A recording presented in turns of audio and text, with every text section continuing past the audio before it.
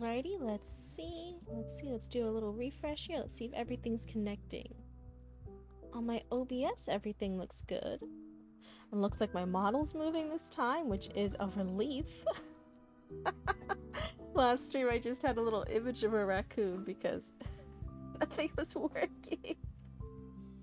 Hey, Chatty Matty, you did get first. Welcome on in. Welcome. I'm just checking everything. I'm making sure my settings are all good. It looks like my model's moving. So I'm pretty thrilled with that. Yeah, the little dance party.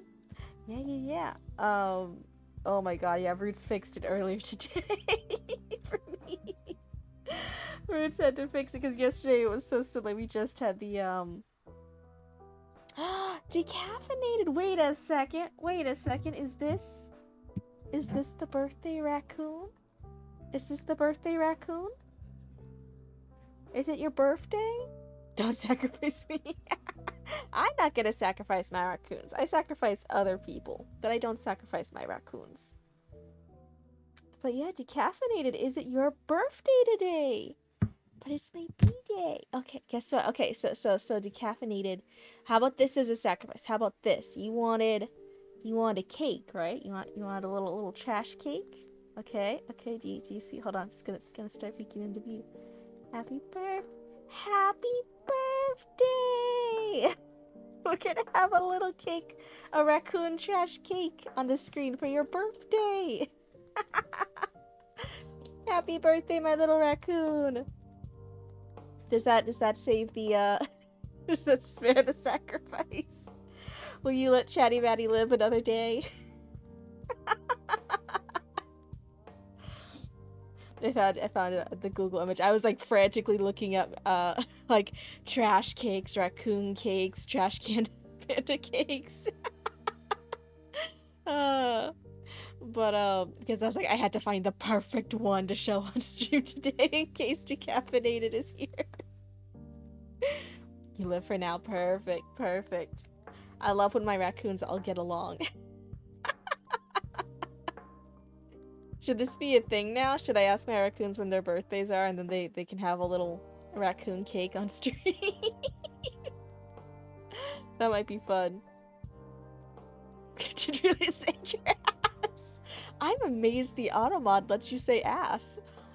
Holy shit. I have no idea what that automod does. Yours is next month? Oh, and then you and me, we're gonna be fucking old, Chatty Patty. We're some of the older ones here. I think Relic's an older one. That we have a pretty wide range here of I know there were some younger teen raccoons in here who are hanging out, like they still mention high school and stuff. And then I have some like adults, and we worried about taxes, and we have worried about taxes for years. So it's a really good range of people here who are all interested in writing and sometimes seeing me fail at games. Speaking of games, Penny reached out to me. I haven't annoyed Penny yet, which is incredible. Penny reached out, and there's a new game. We're gonna try next stream on the 15th. So I'm really excited to play that. Me and Reeds are actually watching like playthroughs of the game to help me prepare. I'm so excited. It's a game I'm really looking forward to. Excuse me, that was a sippy. I need a quick sippy for all this talking. If you do critiques today, you can critique my edits too. Nice. I'm older than Play-Doh. Oh, that's right. Yeah, I'm so sorry. I haven't gone back to you. For anyone who's catching up, me and Chatty Matty have talked before about doing a collab as well. And then Chatty Matty did do the adult thing, and they actually like messaged me, like I told them, like, yeah, message me, we'll talk it out. And then the poodle had surgery.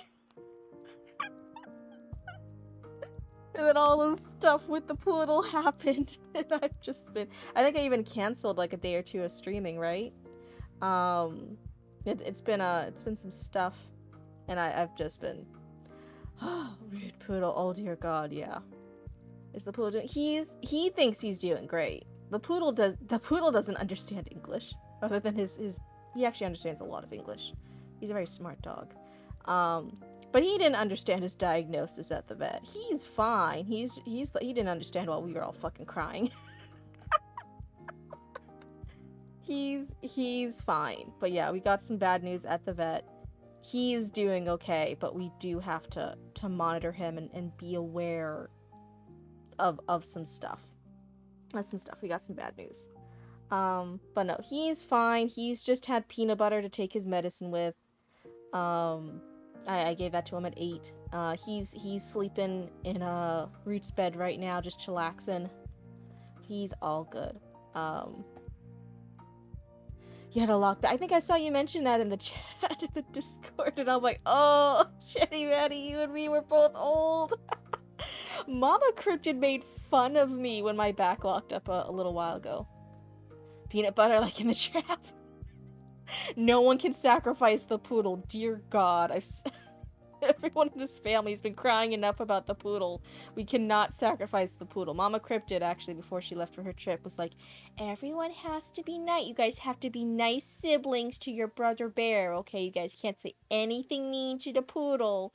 He was diagnosed, okay? He went to the vet and he got diagnosed. So, you'll have to be nice to him. And I'm like, not even a little bit of bullying? Come on. Because he's we joke in the family, that's our little poodle brother, right? So I'm the oldest. Roots is therefore then the middle child, and the poodle is the little baby. It's Mama Cryptid's baby. So we're watching him, and we all have to take care of him and be nice. Dear God, that poodle gives me... I for a while, when I attended salons, when I still had money and I could do that occasionally, I actually got black hair and I had white streaks, and I was going for white streaks. White gray streaks. Absolutely fried my hair, don't do that. But anyway, so I was doing that, and one of the jokes over time has been like, this poodle's given me so much gray hair, I do not need to go to the salon. Now I just have all my natural brown hair, but oh my God, I was just like, what is this poodle doing? So much stress. I said, added some real to the illustration and drew back the gay panic. Nice, nice. You've been working hard. You've been a hard working Chatty Matty. Blah, I can't even talk. It's only the beginning of the stream. You're just gonna cut this cake if you don't mind. I'm hungry. Oh, okay, yeah. Hold on. Let me. Okay, hold on. Where's sliced? I'll take it. Take it off screen real quick. We're gonna take it off screen. We're gonna take a little knife. Everyone, have your... You have brown hair too? Yeah, one of the most standard basic ones. We got the basic ass character models. Hold on. Now we need our raccoon knives. That's what we're gonna do. Oh dear God, I minimized that too much. Everyone, don't look. I know what I'm doing. I swear. Obvious. Yeah. Okay. So now that we have all of our... Everyone, grab a piece. Oh, now it's all sliced up. We're only gonna see a little fraction of it right there. All right, that's the little slice.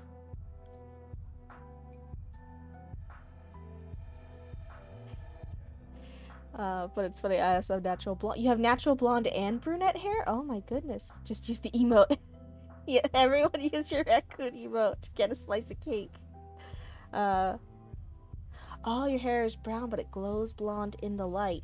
My hair is brown, and when the light hits it, it's a different shade of brown. I'm not making fun of you, I'm making fun of my basic ass NPC hair. Yeah, I used to hate it, actually, when I was younger. I hated my natural hair color. That's why ever since I was in elementary school, Mama Cryptid actually helped me dye it. I wanted, like, the cooler goth hair, so I dyed it black for years. I did red streaks, I did blue streaks, I did black and white as an adult. Hello, welcome on in.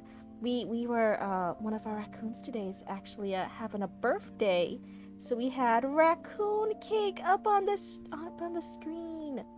So if you want a little slice, you can just use the little knife raccoon emoji. And you can pretend to all be hanging out here, and we're all having like little raccoon cake. Yeah, that emoji. But I hate it for all. You know what's actually ironic, since we talk about writing on here a lot? There is a series by, I think it's Terry Pratchett. Terry Pratchett writes a lot of books, but one of the particular books was Tiffany, the We Free Men series, right? And in it, that character who's going to become like this witch character and become very important, powerful, etc. Um, she's like this younger kid, and she hated her brown hair. She had like this basic, boring brunette hair.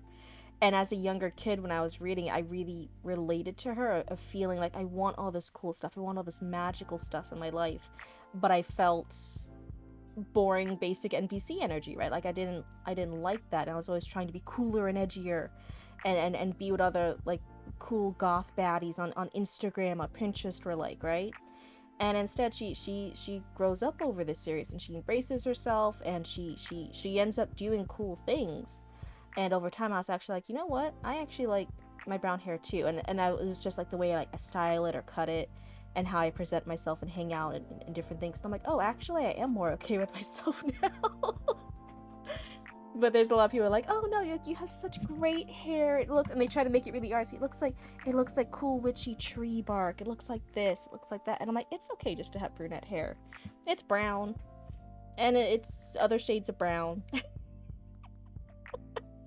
uh, but yeah, isn't that kind of funny that it was actually I actually got more acceptance of it, and felt more confident in my hair color because of that character in that book series. And I'm like, oh, I did not mean to even think of that today, but that just I happen to have that thought. I'm like, oh yeah, I remember that. I remember that so much. You're playing streaming that Star Wars MMO the other day. Ran into a player who used the name Tiffany. Like, what a basic name for Star Wars. Yeah, I think didn't isn't it like in writing it's the Tiffany problem, where everyone's like, oh, if you write medieval stuff, medieval fantasy stuff, it's the Tiffany problem, where it sounds like Tiffany shouldn't go there. It doesn't sound like it goes there. Um, but in fact, it actually is a historical name. It's just our preconceived notions of what should and shouldn't be in that time frame. And it actually does. So it's like the Tiffany problem. And I don't know if people talked about that because of Terry Pratchett, or Terry Pratchett wrote that book because people were talking about that problem. I don't remember which one came first, but it's very, very interesting. She's naturally blonde, have it short blonde with an undercut currently. Ooh. Maddie unlocked cryptid memory. Oh no. That's right. That's why it's mostly it's like writing and chatting with cryptid, because cryptid talks too much. That's the big problem. But for today, since next stream will be a gaming stream, I was actually going to do gaming today, but because we have the plan now with Penny that we're going to do gaming on the 15th for next stream, I was like, okay, I don't think my raccoons would like 2 gaming streams in a row. Typically you guys tend to like the writing and critique ones better. Hello, what? Welcome on in. What was I saying? Oh yeah, but so today we'll do 1 or 2 critiques, probably not a lot. And then after next stream on the 15th, I'll be doing a gaming collab with Penny. It's a new game. It's not Peak. It's gonna be something else. And I'm over here and I'm like, ah! I'm like low-key really fucking excited for it. It's not a new game, but it's a game I haven't played. I actually hadn't watched any playthroughs of it until recently to get prepared for it. And I'm like, I'm low-key fucking excited. That does not mean I'm gonna be good at it, but it means I'm gonna have fun playing it. Hopefully I don't make me and Penny die 100 billion times while we play. It is a collab game, and you can absolutely you can absolutely accidentally kill each other. So I'm over here like, oh, Penny's gonna have to be patient. Hello, Noxley. It's nice to see you guys again. So, you guys won't be able to see it on OBS, but let me open up the Discord. Let's see what we have here. Oh, yeah, you guys can't see it. But yeah, Noxley, feel free to go ahead and use the little knife raccoon emote. Get yourself a slice of, I think people aren't seeing it fully, so I'll just put it fully back out here. Get yourself a little slice of raccoon pie. We have a raccoon whose birthday is today, so everyone can have a little slice of raccoon cake. Did I say pie earlier? You'll be good at it, Cryptid, I swear I have seen the future. You saw the good timeline. That's not necessarily the timeline that's gonna happen. Yeah, Donuts is heady. Let's see, what do I have?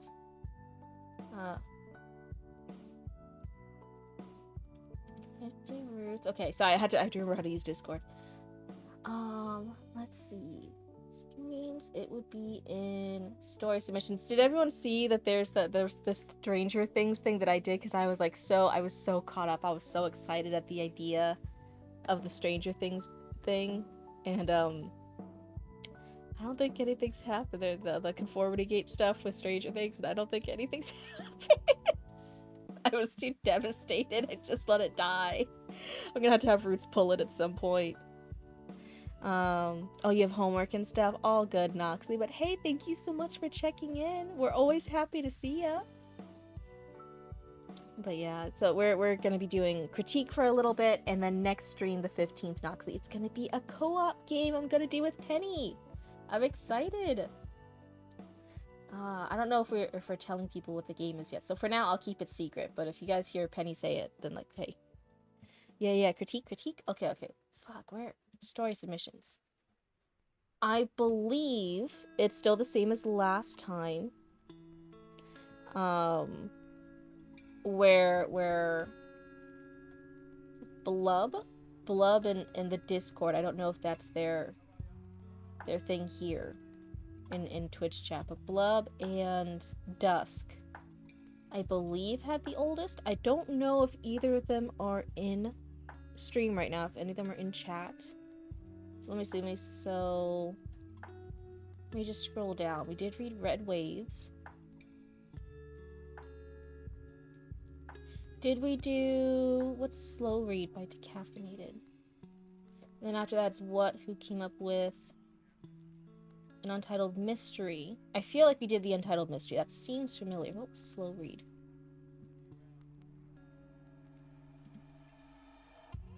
Decaffeinated, if you're still in chat, let me know. Did we do Slow Read? Did we critique that one yet?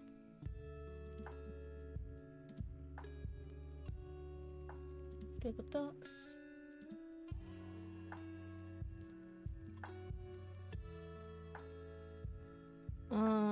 You see many strange things. Cryptid being a fangirl, just chef's kiss. I actually, am pretty embracing of being a fangirl or being a fanboy or cringe culture. I don't like doing cringe culture, generally. Like, I don't believe in things being cringe. I think you as a person can be cringe if you're trying to make... I don't know, I got into this conversation with Roots another time, but... not really a story, but just a little poem if there's time. Okay, yeah, so is this the correct one? Am I came with it randomly one night. Fanboys over random things. Yeah, I have this, I was talking about with Roots earlier, actually. Like, I don't believe in... Okay, yeah, this is the right one. I don't believe in it being cringe to like stuff. Even if, like, the fandom or community, like, it's fine, you like what you like. Like, if you really like wolves or something as, like, a teenager, right? Like, a lot of teenagers go into, like, a wolf phase. They're like, oh, wolves are the coolest thing. I don't think that's cringe. Like, yeah, wolves are cool. I'm glad you like them. I'm glad you like wolves. If you as a person put down other people and you're like, oh, like, no, it's stupid that you like dogs. I like wolves are so much better, and meh, and you just don't understand why I like wolves. My wolves are superior because I'm so mysterious and cool and edgy, and you just can't fathom it because you're not a wolf person. You're just someone stupid who likes dogs. I'm like, dude, why are you putting down other people for liking other stuff? That's crazy. That's cringe. When you're like making fun of somebody else or acting like your like of something is bigger or grander than it is. Like, it's okay just to like stuff. And some people have reasons to like stuff, sometimes they don't. Sometimes you just like things. I think when you're like kind of a bully about it, or you're like putting things down, I think that's the only time it's cringe. Otherwise, I'm like, yeah, you do you, buddy. You like stuff. And that's what I even talk about, right? Some people are like, oh, like, isn't it kind of like cringe to be like an adult now and still like be talking about Five Nights at Freddy's? Isn't that more for like the kids now? And I'm like, so I don't care. I love hanging out with Roots and talking about it. That was one of the big things. When I came back from college, me and Roots bonded over Five Nights at Freddy's. You're a huge elf guy. Yeah, see, like, like D&D elves, Lord of the Rings elves, even like Santa elves. There's a lot of different ways you can go about that. You love dragons, but Komodo dragons, nope. Well, it's also different because Komodo dragons are real and they can fuck you up. Okay, you think the paragraph spacing is different on this file for some reason. So if I notice a spacing issue, I'll just ignore that for the critique because you're saying it probably got warped somehow. So that's fine. Thank you for letting me know. I know sometimes I give a critique like, oh, you need to like review spacing or paragraphs, and then sometimes people will come out and say like, oh, it was something happened with the file transfer. My paragraphs aren't showing. And I'll be like, oh, okay. I mean, Barry's technically an elf, a space elf. Yeah, see? I think when you embrace stuff that you like, that's all good. Yeah, just let us have fun. Exactly. I think when you start bringing like no, it's cool to like that thing, or it's cringe to like that. I'm like, now, that's the only thing that's cringe about here. We don't need to rate how cool we are for liking stuff.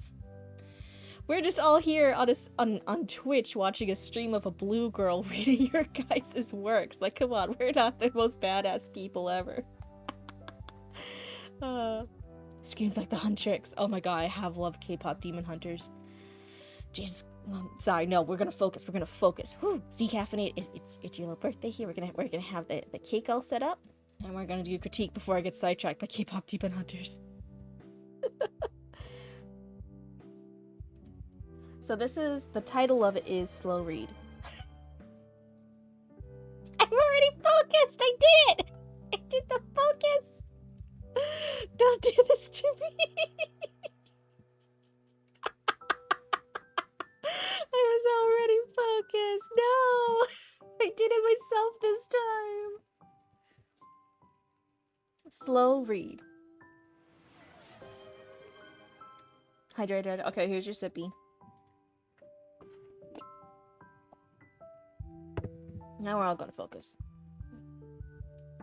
I don't arrive all at once. I'm not a headline or a vibe you catch in a glance.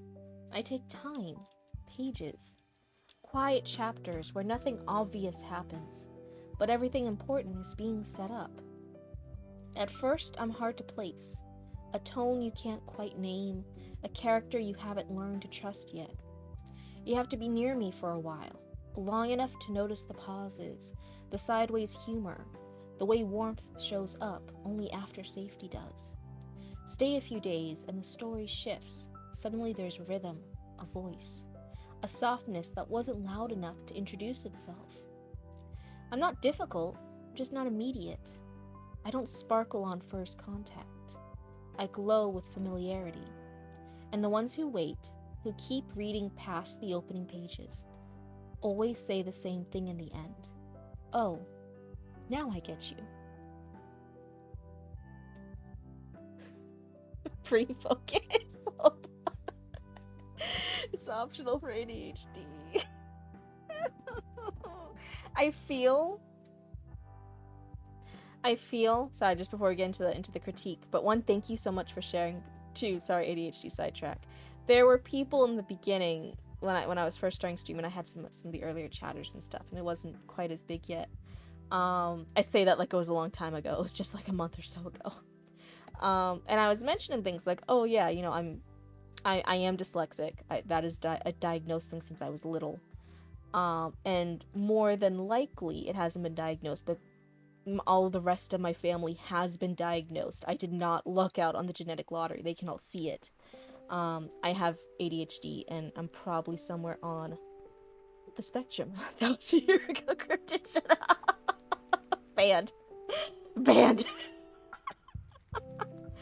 And then people were trying to like armchair diagnose me in the comments. Like, no, like you don't seem autistic, you don't seem distracted.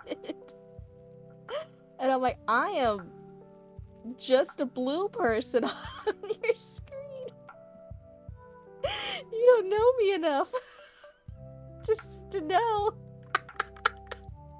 if I'm neurospicy yet. What do you mean? You see the stream for like 1 hour and I behaved enough? I passed the vibe check of neurotypical for 1 hour, so therefore I can't have it. And I feel like since I started mentioning more often, now there's more people who can notice it. I don't I don't think I'm behaving it differently, but I feel like people are clocking it better, like you said, like, oh, you're being distracted because it's the ADHD, like switch and focus, the going back and forth. I feel like people are finally clocking it. Um, yeah, so you always know I'm sassing you back, because really, except for like bots, I've only banned bots. Like when I joke about banning you guys, like it's all good and fun, right? It's all good things. You guys have been very good raccoons. Um, I was the opposite. I was like, I can't have ADHD. Psychiatrist just stares. Oh no. But I think really I did do, what is it? It's before the ban. It's like a little timeout thing. I did do a timeout like once or twice to some users who I don't think were bots, and everything was fine after that. Just to be tough and set the boundaries for the chat and make sure this is still a good community. But otherwise yeah, everyone's been really good. I love joking with you guys a bit. We have fun here. So one disclaimer: I am not the best with poetry. I tell you guys what I know, and I fully like am real. I'm upfront with the things I do not know. So I mentioned stuff like I am more skilled at giving critique and feedback for prose rather than poetry, and I'm better at fiction and typically fantasy or historical fantasy fiction. Those are typically the ones I do. I do have a bias. I'm not as good at science fiction, right? I'm not one of the target audience members for that. So I will, full disclaimer, I'm not the best at poetry. So if there is somebody in chat who is more experienced with poetry or is more well read in poetry, and they have critiques or feedback, I would say maybe default to their feedback. If me and them give like conflicting advice, maybe go with the person who's more your target audience. Um, yeah, and see, but I even tell you stuff. I'm like, okay, this is the part I agree with. This is stuff where I'm like, oh, I'm not in the target audience for it. I think it's fine for the genre, but I'm not genre savvy in sci-fi, the science part of it anyway, right? So I'm upfront with that stuff. Um, so one, as a rookie here, as someone outside the genre, I do love the tones. I actually think the length of it, I don't know if I'm phrasing it right. I'm phrasing it right. Blah blah blah blah blah. But the pacing of it actually worked really well with the message you're giving. You're talking about things taking time to open up, to really understand a person, someone who's slow to open themselves up to relationships or being exposed to people. Hello, MSM, good to see you. And the actual pacing of the words of the sentences when I was reading it felt like it was actually helping that message a lot. It's a lot of shorter things. It's not like a short little 2-paragraph poem. It takes over a page. You said with paragraph breaks it would actually take longer. It actually takes time, and it makes you slow down with these pauses and breaks when you're verbally reading it. And I'm like, oh, the pacing of it is helping reinforce the message. Yes, you said interesting. I'm not sure if you did it purposely or not. It could be subconsciously you did it, but as someone who was reading it aloud, you're live on stream, I was noticing. I'm like, oh, the pacing feels good. The pacing feels good for this story. So if anyone doesn't know, you can have built-in pauses for stuff. We do that with periods. So a lot of short sentences is really good for action because they can read faster, but the actual line breaks, paragraph breaks, having a period rather than just doing a long run-on sentence, all those things when you are reading it make you pause. You have to take a breath at a period, you have to take a little pause at a line break, at a paragraph break, stuff like that. So the fact that this is set up in this way actually really helps the message you're going with here. I did like that flow.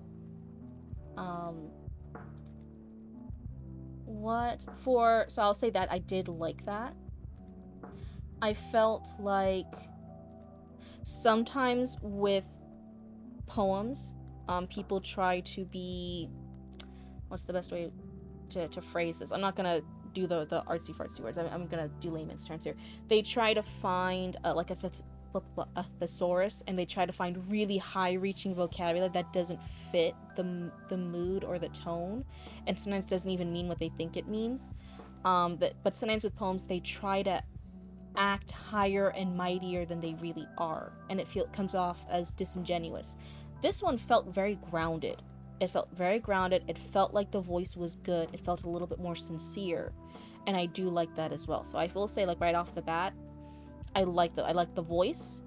And I think you avoided some common errors that happen in poetry with people trying to appear very high and mighty and artsy and smarter than thou. I feel this was a good voice, and it was a really good pacing. For critique, and take it with a grain of salt, I'm out of genre here. I felt like with poems, I think you typically want to stick to one or two metaphors. If you have too many comparisons or metaphors, it gets a little confusing. And I feel like you did pretty good. Like, you're comparing, like, slowly understanding a character with slowly being exposed and opening up to somebody. That one felt consistent. It got, with the trust here. Like, a Tony can't quite name a character you haven't learned to trust yet. I thought was the only, like, it stood out a little bit. I would think with what is kind of the unsaid context here, that the narrator of the poem maybe hasn't trusted other people yet, but saying that the other people reading the narrator who wrote this poem and the character in the book, that they don't trust the character yet. I'm like, oh, that seems a little interesting. That seems different to the rest of the context here. It sounds like the narrator has to learn to trust the reader rather than the reader learning to trust a character in a book. That felt like slightly different to the rest of the story. That felt like the odd man out. So I will say that's something I picked up on. I don't know if I worded it the best way. Oh, you see. Okay, I'm so glad you see. Sometimes I say stuff and I'm like, man, I hope I said that right in a way that's not nonsense. Yeah, that would be the one flag out. And then the other one, for the second critique, I will admit it's a personal bias. It's something that other editors, it's something that other critiquers might not point out. It is a personal bias. He speaks nonsense a lot. I wasn't sure about the sparkle word. I liked the I glow with familiarity, and I'm like, oh, I don't like the sparkle. Now, is that something? No, you'll always have people, you always have readers who will just personal biases, and they'll go into it. They will or won't like stuff. And just as the thing, I'm very, I don't always like sparkling unless people are like using it in a particular way. You know what it is? And I'll admit where the bias came from. I was absolutely one of those preteen teenage girls who read Twilight. Because, it was a vampire book, marketed for teenagers, right? It was before the hype. And then afterwards, I was also one of the teenage girls, very much like young girls go through an anti-pink phase, right? You go through like the anti-sparkle phase. You go through like real vampires don't sparkle. You go through that phase, and I think there's this little nugget in the back of my brain that doesn't like it, because there's a little teenage girl in the back of my head that still just doesn't like it from that. So is that a valid critique? No, and sometimes that happens, right? Sometimes you will have beta readers, editors, people who come in with those biases, and they'll mark stuff like that, and you had to recognize, wait, is this a valid critique or is this not? There might be some stuff you do agree with, like how I pointed out this line here. There is also going to be biases with anyone you meet. There's never going to be a perfect person who does it right, because everyone is an individual. They have their biases, and I just happen to have a bias against sparkle. I'm like, oh, I don't like that. I love the glow of familiarity. I just happen not to like sparkle. To be honest, I don't think I would publish it with the word sparkle either. Were you, Decaffeinated, you have to be honest. You have to be honest. Were you one of the Twilight kids? Were you Sparkles for tea? Were you one of the Twilight kids? You gotta be honest. It's your. I'll take away your cake if you want honest. You gotta be honest. Maybe, who knows? Oh, who knows? Okay, well, who knows? Maybe the cake's gonna go away. Maybe the cake's gonna leave the stream. I don't know. Who knows? Who knows? Look, there he goes. Will he come back? Nobody knows. The cake. Okay, no, I'm messing with you. I'm messing with you. But no, thank you so much. I think Critique takes the cake away. I give it, then I take it away. Oh. Mama Chatty was a Twilight fan. Oh my god, we're getting some lore here. But no, overall, I love the pacing. It worked really well with the message, and that can't always happen. It did happen here, and I do like that. I like the voice. The voice was good. It missed a lot of the pitfalls that can happen with poets and poetry. I feel like this was solid. But yeah, there was that one little I don't like that one word. It's a personal bias, but I think this one line, if you fix this one line or you kind of rephrase it in a way, I think would make the piece stronger. And that's my critique. So thank you so much for sharing this. I'm sorry that you had to wait a little while with the back and forth. This kind of mentoring is something else. Oh. Maddie looks through the lore book. Are you writing your own autobiography? Is that what a lore book is? No, thank you, Decaffeinated. This was wonderful. This was a real great treat. So I'm gonna go ahead and take that down. I wanted to ask you guys, since we have a few raccoons in chat. Full disclosure, I'm getting a little overwhelmed with the amount of people personally DMing me for reviews, for critiques, for reading stuff that doesn't fit the stream or whatnot. And then some people like Callie's doing, it's not a bad thing.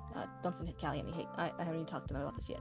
Callie also like individually messages me stuff for reading on stream, and some other people are doing that too now because they don't want other raccoons or bad faith players to have access to it before I read it on stream. And it's just getting a little confusing. We have enough raccoons now that's getting to be a little bit much. It's hard for me to keep track of stuff. So I'm wondering what would be for the future of this Discord chat and the stream, because I would love to keep doing this. What might be a better message? Yeah, see, and everyone has like individuals. Like you're saying, oh, if I DM you something, it's not for stream. Other people are DMing me stuff, and it is for stream. Some people are DMing stuff and they want the personal critique off stream because it doesn't fit the rules. It's a lot of stuff to keep track of. Some people are emailing me, which I did give permission for in the beginning because we had only a few raccoons, and I was like, yeah, it could be Discord, it could be message, it could be email, it's whatever. And now it's I think there's some people who haven't even appeared in chat or the Discord, and they're messaging and direct messaging me and emailing me. Yes, some people do DM me. Multiple raccoons do, and that was, I gave permission for it. That was fine. I'm not saying anyone was a rule breaker for doing that. It's just now that we have, because I'm learning, right? I'm learning here live on stream with all you guys here. I've only been streaming for a bit. We are now at a point where I'm like, okay, we tried that out. It was a good method for a smaller group of raccoons. Now it's at a point where I'm like, this is not the best method to do this. I'm getting lost. I'm skipping people. I'm missing out on stuff. I'm not keeping up with things well enough. You know what I mean? So I'm wondering what might be, if anyone had any thoughts or feelings about a method they prefer. Should the method be everyone post in the Discord, in that story submission server, and once something has been read, we delete it? That way other raccoons don't have access to it. It's a little invasive. If you did it without permission, if there was like some big streamer out there and you were doing that to, like, I don't know, Beyonce, Iron Mouse or something like that, yeah, I could see how that would come off. People were asking me, they're like, oh, I'm worried, I don't want other people to have access to the document and to edit it. I don't want people like peeking at stuff. Can I just DM it to you? and you'll just do this live stream of it, and then like you'll close out. I'm like, yeah, that's fine. I gave permission for it. What about a channel specifically for stuff they want critiqued privately? And that's a hard thing too. I have to think, how much time do I have? I want to finish critiquing the stuff I've promised to critique. There are still raccoons who are waiting on critiques that I have promised them to do off stream because they don't fit the requirements for stream, or it's such a big work. Author Relics giving me early access to a book, and I still have to do that. Hello, Lunaire, it's good to see you. Yes, the mod has been fixed. Roots fixed it today. It's back up and running. And we have cake today because it's one of our raccoon's birthday today. So I wanted to have a little raccoon cake in the corner for them. Maybe tier 2 or 3 get to DM you their submissions. So I don't know what my ADHD is trying to do. No, and that's one of the things. Right? When you're a growing streamer, you have to think about, do I want this to be accessible? If it's accessible, it should be open to everyone, and that's what we're currently doing right now. You never have to pay me money so far, or give me bits or anything else like that to do this, and I would like to keep that as an option. When you start prioritizing subscribers, right, prioritizing people who give you the money for that, it is a different context, and for some people who are doing this professionally, that absolutely makes sense. It is their job for streaming. It's just something I had to wrestle with, right? As a growing person who did not expect to already be affiliate so soon, right? Like a lot of stuff happened before I was quite ready for the change. I think I'd still like DMs and submissions, and then it also gets bad. What if I'm too busy, or I get overwhelmed, or I don't have the time to do a private critique? And therefore someone might get upset that they paid money for a sub and DM'd me, and then I don't actually do it, you know what I mean? 3 stream streak, thank you so much, Lunaire, it's good to have you here. So to avoid hurt feelings, especially hurt feelings over money, here's your piece. Oh my goodness. That's so cute. I don't think I would like that at this current state in time, right? I am not a professional editor. Hello, Maine. I am not a professional critique partner. I'm just your little blue friend here on the screen, hanging out with you guys, giving my little advice and feedback. I would feel at this current level a little dishonest to be charging people for money. I don't mean being the buffer if you want. No, I'm okay. Thank you for offering, but yeah, I don't quite need buffers yet. I think this is just like a little, and I'm not expecting people to have the solution because I don't even have the solution yet. This is just a little honest moment time between critiques. Where we finished one critique, I'll be doing another critique. To like let you guys know what's up, what's happening behind the scenes, what's happening in the old cryptid noggin over here. Oh, more cake. So that is one of the things I am thinking of in the back of my head. What is the best way to handle getting the amount of critiques? Okay, I'll stop. A little too fun.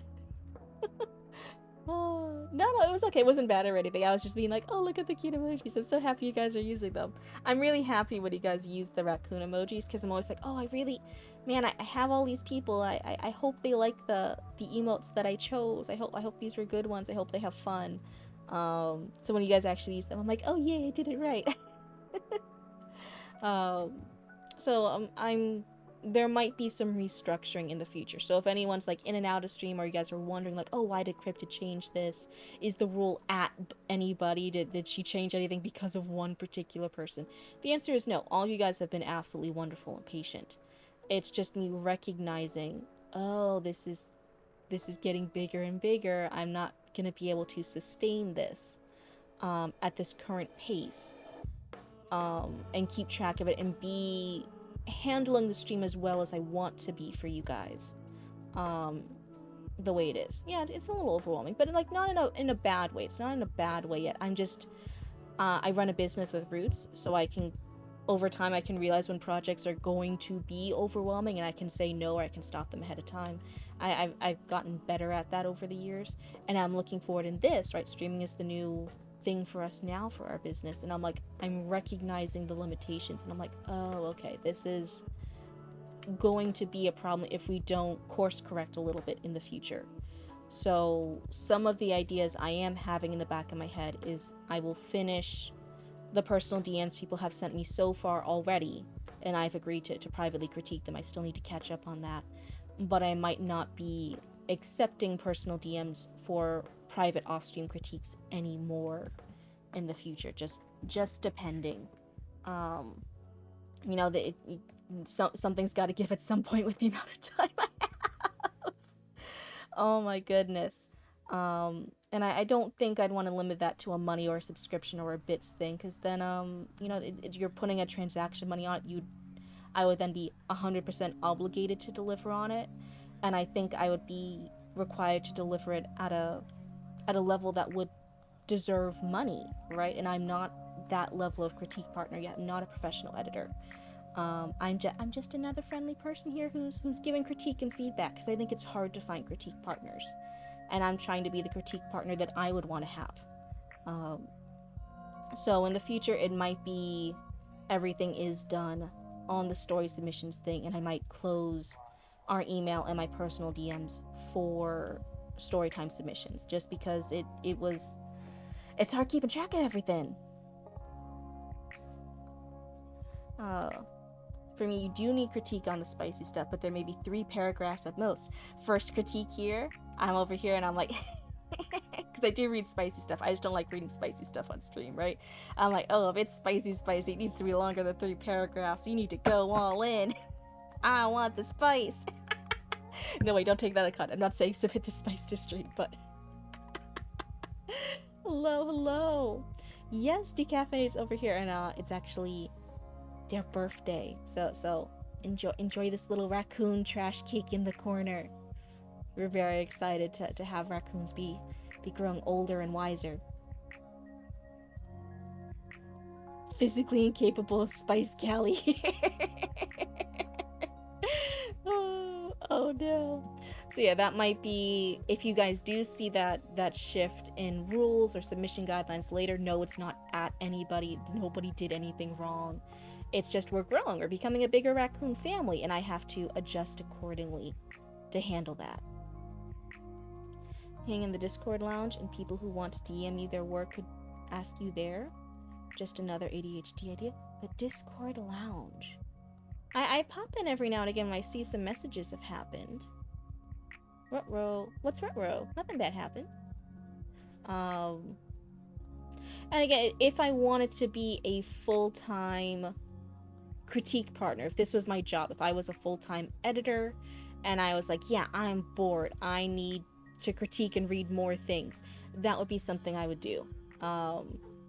That is not where I'm at. I'm running a full-time business, which is Cryptid Roots with Roots, and you guys see my free time. My free time is live here on stream. Oh, easy now. But yeah, so if you guys see any change in the future, it's not a bad thing. It's not at anybody. It's just me recognizing, like, oh, I gotta plan this better. Because I've only been streaming for a bit. You guys see a lot of my course corrections live. Like, I even started as a little PNG tuber, and then I was like a still model, and then then we had to fix VTube Studio because my model wasn't actually moving when I thought it was in the beginning. It was just staring into your soul like that. It was like crazy. You guys see a lot of my mistakes as I learn and I course correct, and that's just gonna be one of them. But hopefully at the end, we become even better at doing this. Nay, he's like a horse. Did you guys, when, oh my god, was it Animal Farm? Animal Farm's the one? I think it is. I might be getting the books mixed up. But one of the lines was, it wasn't the horse, it was the sheep, and we were reading it in class, and we were all taking turns about it, but I was reading ahead. I like reading ahead to kind of, so if you guys ever hear me physically reading a line here, my eyeballs might actually be reading a line that's 2 or 3 lines down, to be prepared for what I'm going to read. And I was doing that. Animal Farm traumatized me. So I was doing it. So I happened to know when it was going to be my time. The line was something, I forget the exact line, but the line was talking about the sheep when they do their line of 4 legs good, two legs bad, bionic eyes. Oh no. No, it's just you try to read ahead a little bit so that way when you're reading aloud, it flows a little bit more smoothly. As long as you're not like me and you like fucking butcher a common word. And like mess up and then nothing like that's gonna be I just butcher words sometimes. It happens. Um but I happened to read that line ahead of time, so I'm like, oh okay, when I was gonna read that line, it was gonna be my turn during that paragraph. Um Pig dictator. um, so I read that description of like when they say that when the sheep say that specifically the sheep say it, they say 4 legs good, 2 legs bad, but they say bad. They like ba when they're saying it. So it's a really, oh wait, the poodle's out. Hold on 1 second. The model's gonna stare into your soul.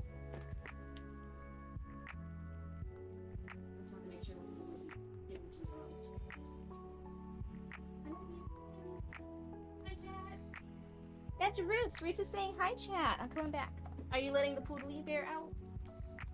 Okay, I let him out just before stream started, and he went pee. And be really careful of that door. The door was gonna lock me out again. I had to have it crack open. Now I want to get locked out again. Okay, hold on, chat. I'm coming back. The model's staring into your soul, but I'm coming back.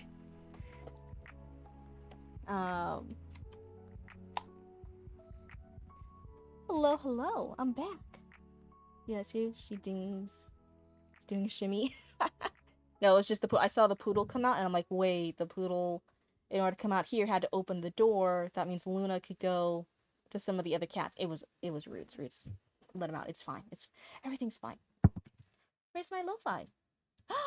My lo-fi. There we go. It's back.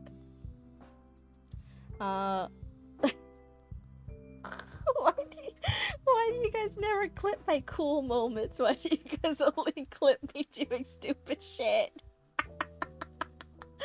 Oh no. What was I saying? So yeah, the sheep in Animal Farm, I believe. Watch it? What happened?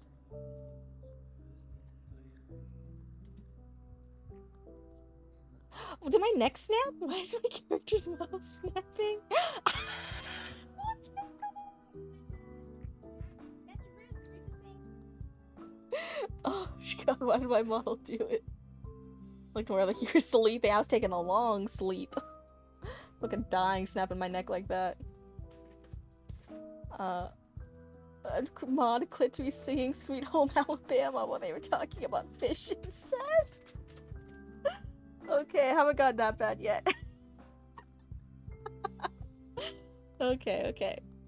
But yeah, so in the middle of class, because everybody was taking a turn to read paragraphs, I happened to land on the paragraph where that was going to happen for the first time, right? Where the sheep, the prose describes the sheep say that line, but they do a ba, they do a ba when they say bad. So unprompted, flowing completely naturally, I was doing like the sheep voice, and I was like, oh yeah, 4 legs good, 2 legs bad, and everyone in class freaked out.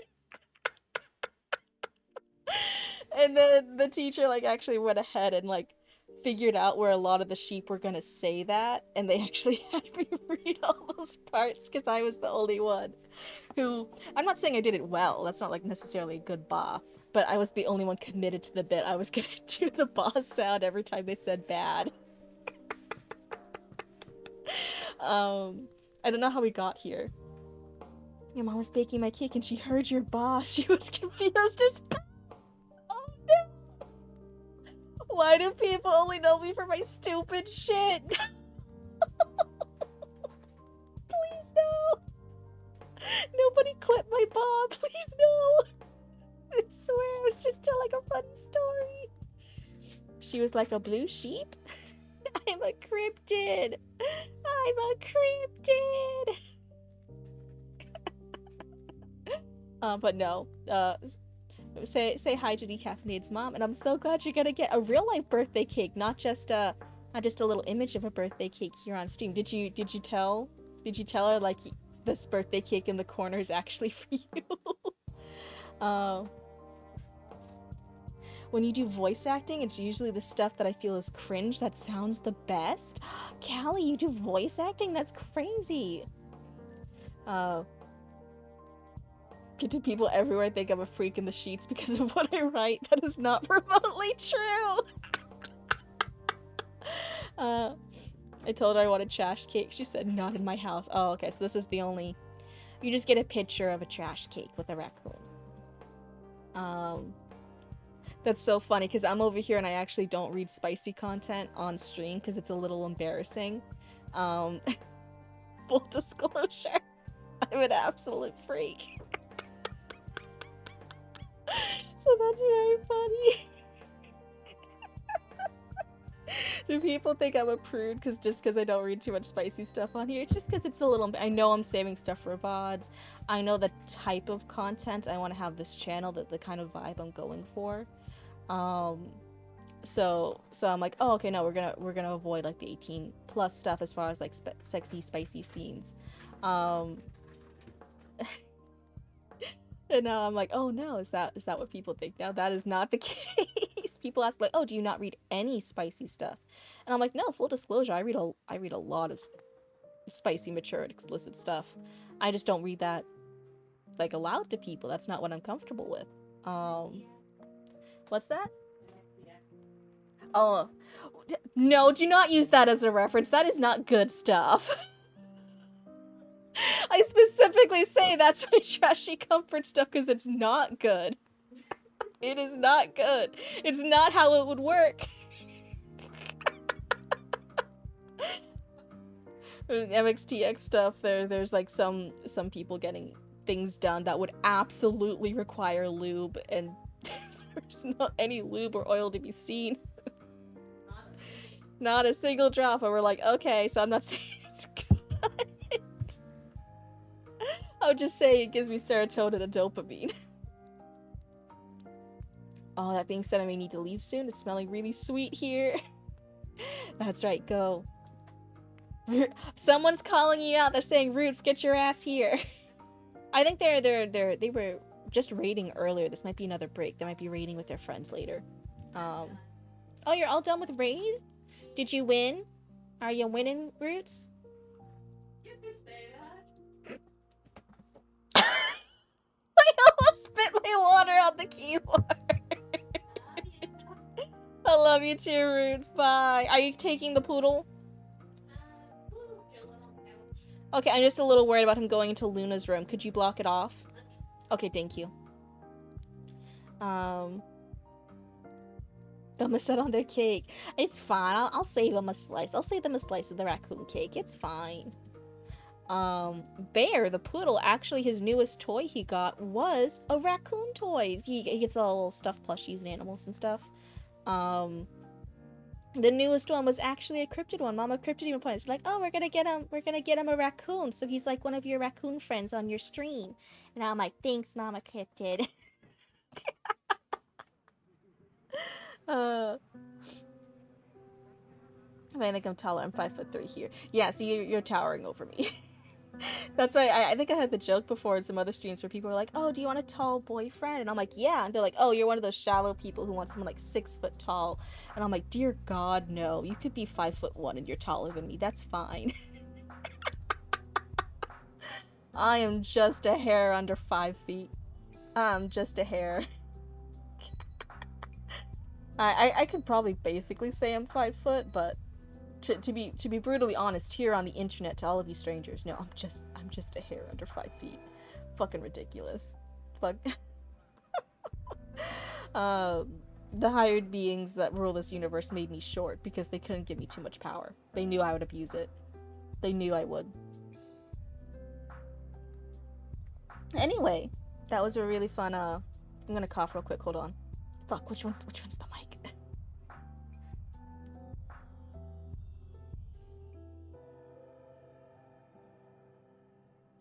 Okay, I think I muted the right one. Hey, it's Roots! It's Roots in chat! I want a girl who legit just gives a damn. I need simple, but I'm not saying my preferences on stream. None superficial, thankfully. Yeah, everyone say hi, Roots! Bruce, did you get your slice of cake? Yay! Decaffeinated got you your slice of cake. Did everyone say happy birthday to Decaffeinated? It's their raccoon birthday. They're an older and wiser raccoon now. Everyone should be so happy. I'm so excited. Mine is God, what, we're in January? Not to get too much personal, I won't say exact dates or anything. But my cryptid birthday is next month. I'm excited. I'm gonna be fucking old. Millennial. Raise my hand. I'm innocent, Roots. The badger did it. Yeah, see, Lunar got it. Lunar just said happy birthday. That was so many things that I would actually say happy birthday besides Lunar. So, happy birthday to Decaffeinated. And hey, I hope you enjoy your real cake that your mom's making for you. That sounds delicious. Bear! What's up? Bear! Hold on, I'm gonna mute the mic though.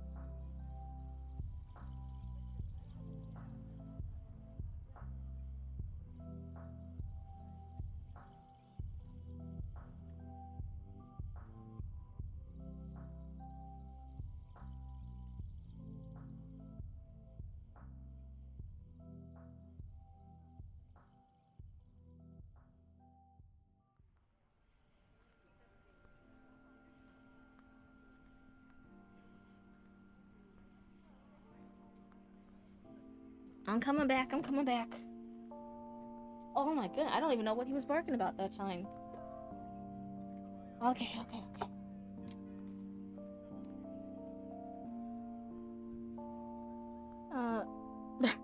You see, the model's so intimidating. I feel like when I'm moving it around, she looks so like friendly. Sometimes she glares a little bit when I'm not glaring. But otherwise, I feel like it feels like so nice seeing her move around and stuff. I'm like, yeah, this is great. And then she like just stares at you guys, and I'm like, why is this model so evil? She's so menacing. It's like the joke of like, she's standing there menacingly. Oh my goodness. Yeah, have fun, Decaffeinated. Have a happy birthday. So, let's go ahead. We did that first one. I'm going to open up Discord again. That was the slow read. We, I believe from what, have done the entitled mystery. That's the story Bible. I don't know if Blub is on stream right now. I was about to say that. And her name is Wednesday Addams. Dear God. That's why I'm also like, sometimes people get worried, like, oh, like, I want to do this, like, fanfic or this serious thing, but, like, it's not, it's just a fanfic, so I'm like, what do you think every, like, TV show, like the Hannibal TV show, based off the books, but it's, like, gay fanfiction of the books, with Hannibal and Will Graham, what do you think of, like, the Wednesday Addams series that Netflix is sponsoring? It's all just fanfic. You can still absolutely 100% be, like, a professional, basically, fanfic writer, right? BBC Sherlock, based off the Sherlock Holmes thing. Percy Jackson is a fanfic? I did not know that, but that's interesting. Oh, that's true. It's fanfic off, like, with, like, OC interpretations of the Greek myths. Yeah, in that sense, yes, you're 100% right. It's reinterpretation, and it's a modern-day AU using Greek myths. 100% you're correct. Uncle Show the Flames of Disaster? Oh, I don't know that one. But yeah, that's why I'm like, no, you can still take your fanfic work very seriously. That's still fine. A lot of people are getting paid very professional bucks to write what is basically professional fanfic. So I don't like fanfic authors putting themselves down like that and saying it's not real. I'm like, it is still real. I do not know if Blub is in. They still have a fanfic, a Marauders fanfic, that we had to review. So if they're here, we can start working on that one. We did the Enforcers. We did do prologue and first chapter from Chatty Matty. And this is one of the things I'm mentioning. Like, I had to go through, I had to, like, keep track of stuff.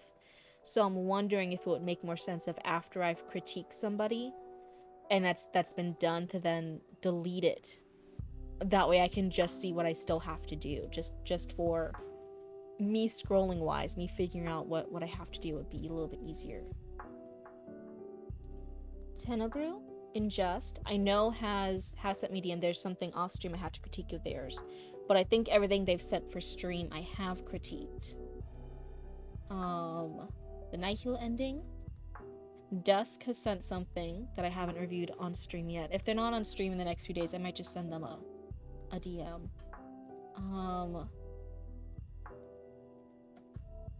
I feel like we did Doppelganger. Yes, I feel like we did. I feel like we did. MS Ventures by MSM, I feel like we did. Red Waves.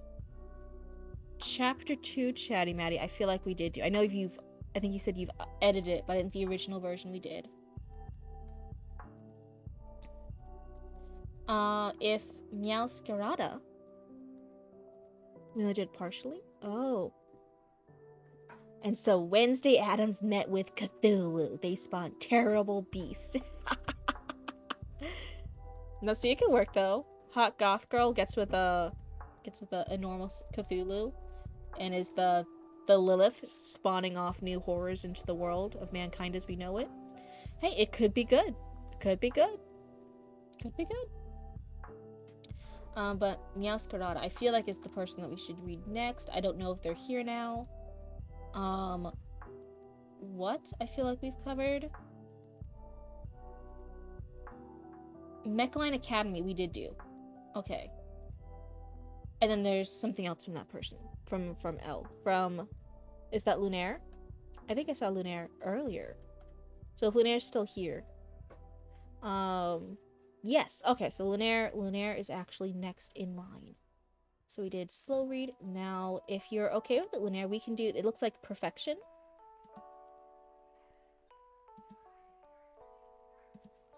Let's see here. Ducks. Perfection. You posted two. So yeah, we did the first one, if I'm remembering everything right, if I'm not completely crazy. I know I'm a little crazy, but I think we did the first one. This is the second one. And so besides for, I think I only said Dusk now, and then Sir Chatty Matty's updated stuff. I think besides that, we will be caught up then.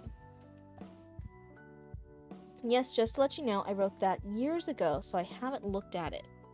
This is 17 pages. I might not get through the full 17 pages, because that is a little bit long. But we can read a decent chunk. I'll try to bite off a big bite here. Is there anything in particular you would want to be critiqued on? I know you said this is an older work, so I might point out some things. But it could be anything. It could be pacing or character or stuff, and you're like, oh yeah, this is from years ago. I've gotten better at those, so I've already addressed those issues in my newest work, but I'm still looking for critique on this, and this issue. You know what I mean? So if you have anything in particular you want me to focus my critique on, let me know. But otherwise, this is chapter 1 of a work. I'm gonna take a big sippy. Let me start my little fight.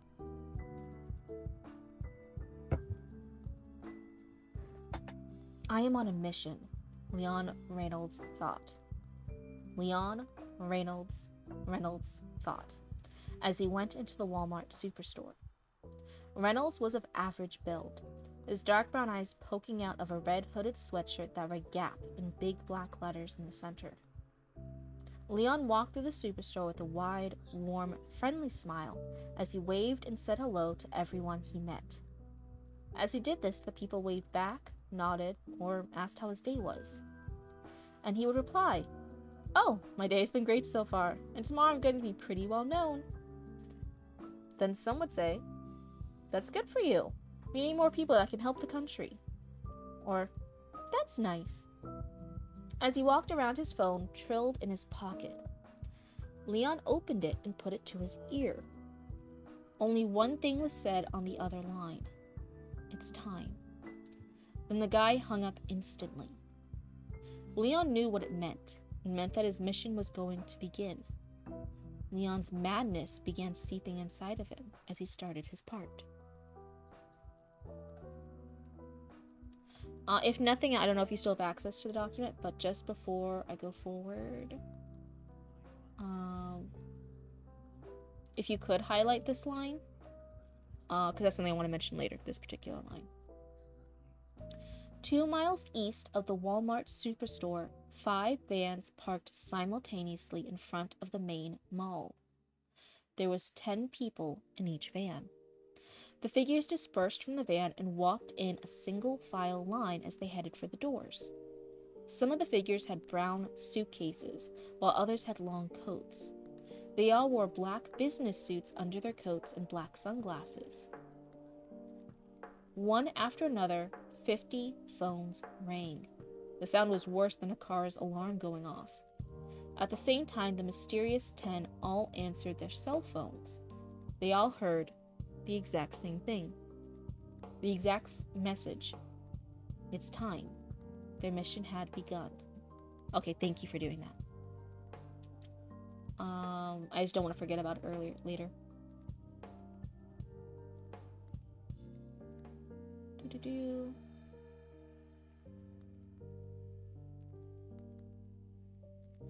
Leon was in the Walmart bathroom getting ready when a guy and his 5-year-old son walked in. The father had ashen gray hair and a hooked nose above a faded mustache. His 6-foot-tall frame was clothed in dark blue jeans and a white tank top with the word Metallica in bold letters on it. The boy looked to be about 6 years old. This is a little funny spacing. It could be from transferring it over. I know there's been some issues with paragraph and spacing when we sometimes open up Word documents. So if that's the issue, that's fine. The boy looked to be about 6 years old, with curly brown hair that parted in the middle. He had on plaid shorts and a matching plaid shirt. "I'm sorry," apologized the father. "I didn't know anyone else was in here. See, my son here doesn't like people around when he goes to the bathroom, except for me." "No problem. I'm so sorry I had to do this to you. Yet, you leave me no choice." Little funny emphasis here. Maybe for dialogue, this isn't a full critique, this is just something to note. When you do an italics like that, that's where you want the emphasis on for the reader.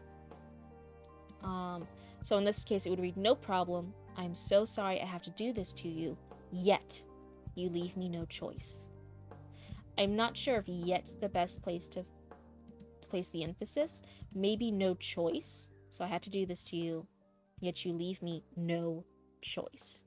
That might be a little bit better. You also don't necessarily have to unless it's really important or you read it in your head a certain way. But that one is a little funny. What are you talking about?" The father stuttered nervously. Leon casually walked up to the kid and his father as if he were going to walk by. When we got in between them, he suddenly stopped, his hands barely moving between the two. Then Leon continued on his way as if nothing had happened. The child and his father slumped to the floor. Both of their eyes were opened wide in shock and surprise as they hit the ground with a soft thud as their final day on Earth had ended. Oh, they are dead. Oof. This is a bit of a long sentence. 2 Swiss Army knives were embedded in both of their hearts, killing them instantly. Leon felt satisfied with what he had done in the bathroom. He thought it was one of his best works ever. Leon had never killed 2 people in the same family before. The thought was so exhilarating that it made him happier about what he was going to do for his part of the mission.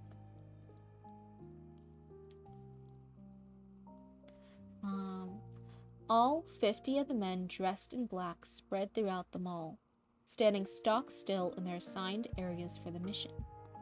They continued to stand as they eyed their watches. 2 minutes later, their watches beeped.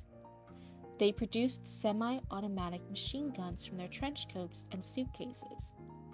As the people milled about the mall, some people's eyes went wide in terror as the men brought out guns and began shooting. Even though they were far away from each other, they said the exact same things at the same time. It was as if they had been rehearsing this for some time now. Times repeated to me. "Everyone, quiet down. Right this instant. This is a robbery," they said, their voices booming over the speakers. We have this place locked down so there is no escape. As the patrons continued to scream and run in fear, the shooters produced a sharp, loud noise that caused the shoppers' ears to bleed, which got their attention. "All right," the shooters yelled. "This is a warning that will only be said once, so pay attention. If anyone tries to stand up to us or starts to scream and run away all frantic like, you will be shot. So don't do anything stupid." The moment Leon's watch beeped at 10:45 a.m.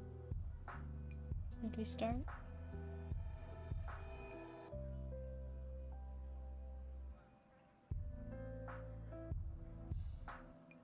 Just from glad they all. Yeah, sorry, my model's freaking. I'm just like glancing back. I'm like, didn't it start at 10? Or am I making that up?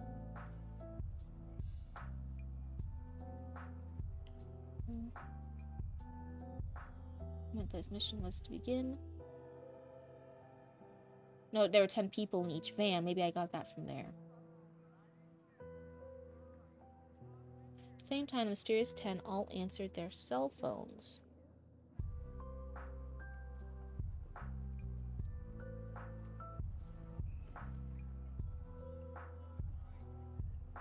Yeah, I'm not sure if it said the exact time, so I don't know if it's been 45 minutes. 2 minutes later, their watches beeped. Okay. The moment Leon's watch beeped at 10:45 a.m., he pressed a button on his watch. Inside Walmart, the gates began to close, trapping everyone inside. As the clerks began to see what the problem was, Leon made his move. He pulled out his Uzi, I'm not quite sure how to say that, and randomly shot 2 people to get everyone's attention. As loud screams began erupting from the crowd, Leon fired again to shut everyone out. "Hello, shoppers," he said over the intercom. "I regret to inform you that you will not be leaving. That you will be not leaving. I regret to inform you that you will be not leaving." That's a little funny. Uzi. Okay.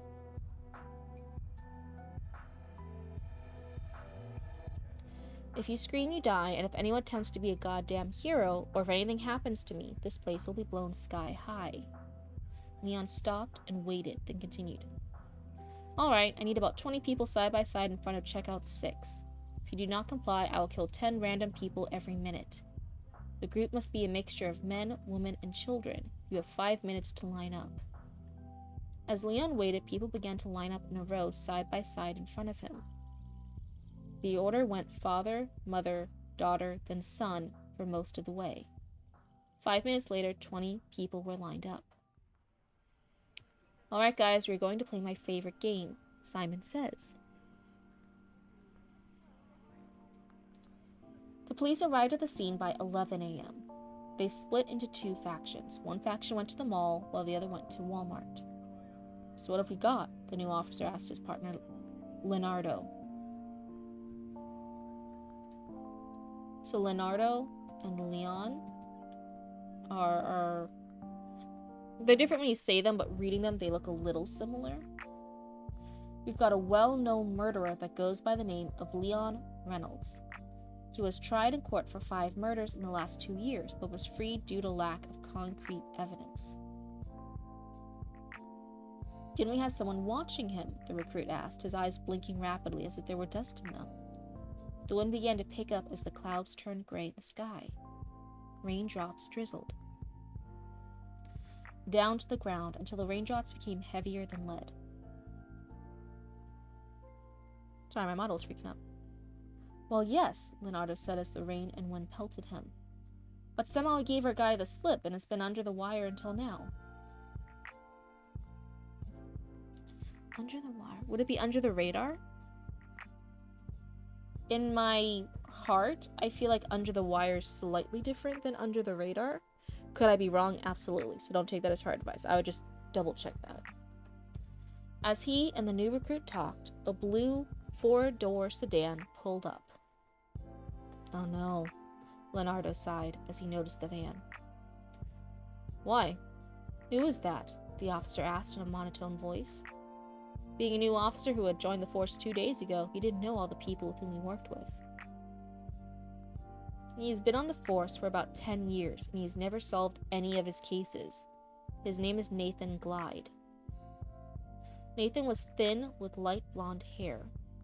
He occasionally wore contact lenses like today. A brown jacket was draped around his thin shoulders as he began trotting toward the other officers. "What's going on here?" Nathan politely asked. His words were loud over the rain that thumped on the police cruiser's roofs. "We have someone in there who has taken over 200 hostages." "Any demands?" he asked curiously. Nathan Glide is a solid name.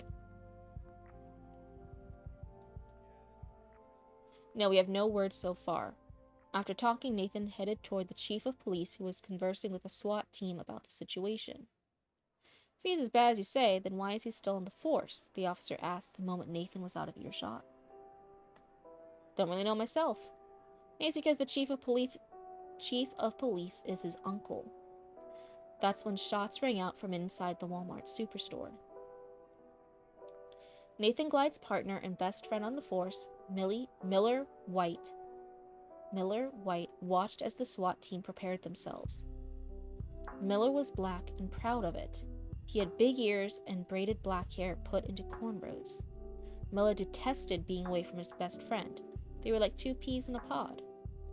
Where Nathan failed, Miller succeeded in every way. He was considered the best detective on the force. People constantly asked him why he hung out with a loser like Nathan, when Miller ended up solving all of his cases. And he would give them the same answer. Because he was always there by my side every time some racist jerk messed with me in school. Just as the SWAT team was about to raid the mall, shots rang out from inside. Miller knew that it was going from bad to worse in a heartbeat. So now we have chapter 2. So chapter 1 was 2 and about half pages, which there's not like a hard rule on how short or long your chapters are. I've read some chapters that are just a paragraph and others that are multiple pages. It just needs to feel like it's earned that break, that change. For here, I will say, I'm trying to think of my two critiques.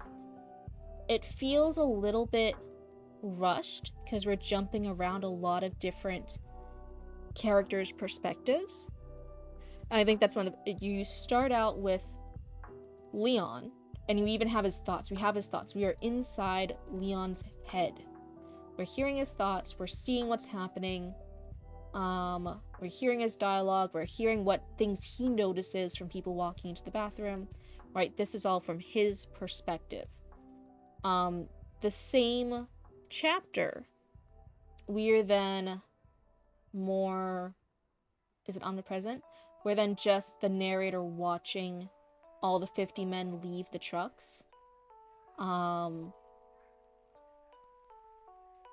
doing that. And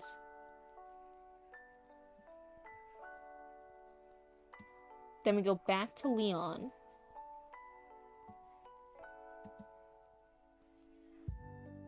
And then we switch to the police, and we're the omnipresent narrator again. We're just watching what happens with the police, and we're not hearing their thoughts. We're just hearing what they are doing or saying. And then we have a lot of the narrator telling us stuff with the police scene. Being a new officer who had joined the force 2 days ago, about an officer who is black and proud of it. They were like two peas in a pod. Nathan failed. Miller succeeded in every way. Let's talk about the backstory.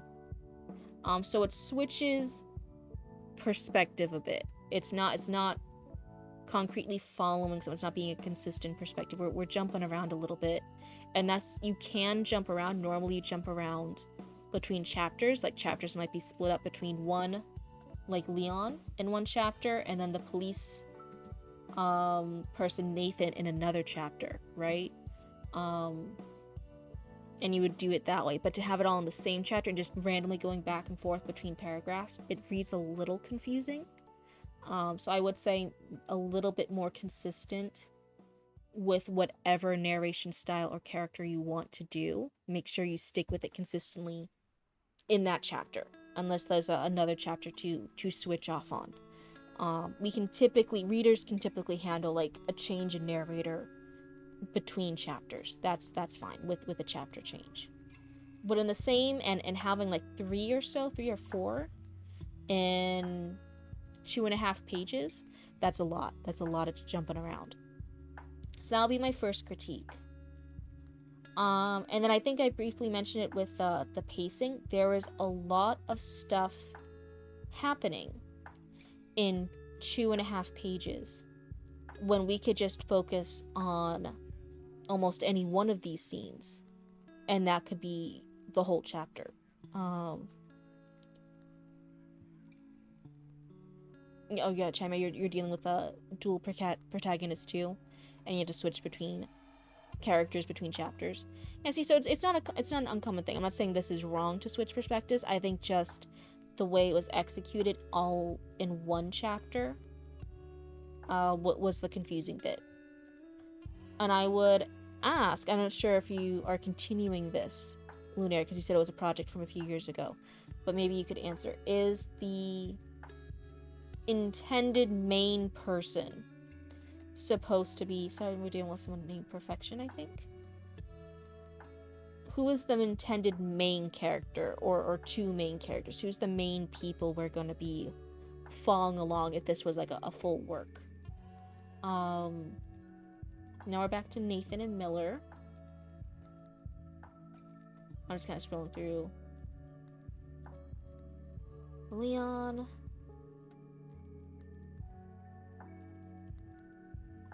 Because I felt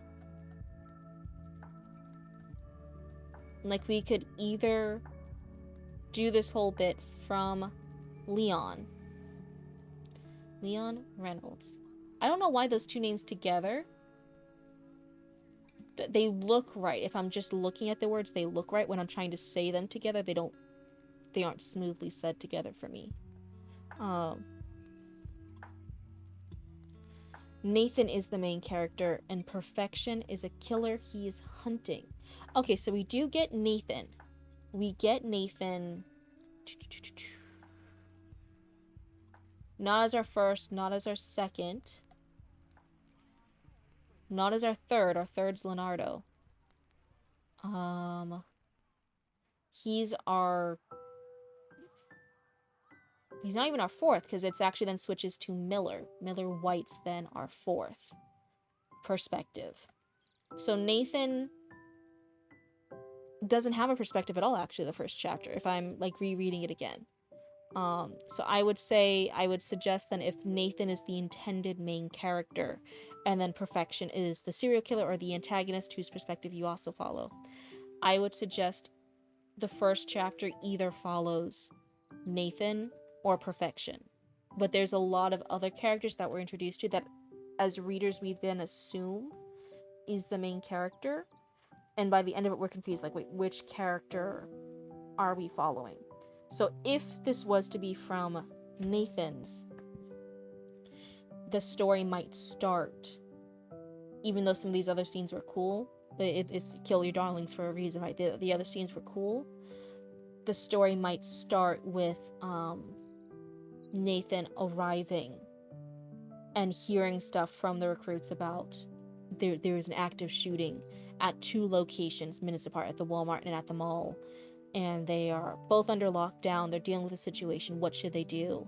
And hearing from some of the new officers the gossip that they're spreading during this active shooter situation, right? So that might be a better place to start it, to make it more clear to readers who your main character is. And then you could have, I think you did, the next chapter is from Perfection, which I actually really like that. I like the name Perfection for a serial killer. I think that's fucking dope. That's a fucking badass idea.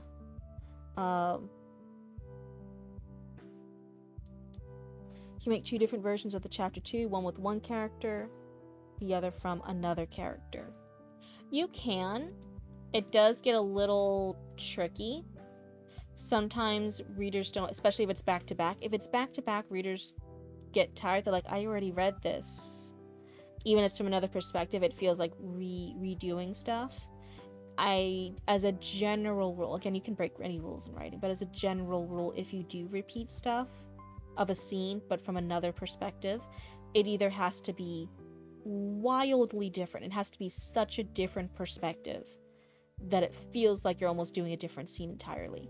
Or it has to be pretty spaced out in the work. Like you do the meeting scene between two love interests, and you follow the main female character for like a couple chapters, and then like randomly, like in the midway part, then you're getting the main male character right in this love interest, and it's his point of view, and he might be remembering their meeting scene from chapter 1, but he might be remembering it in a different way.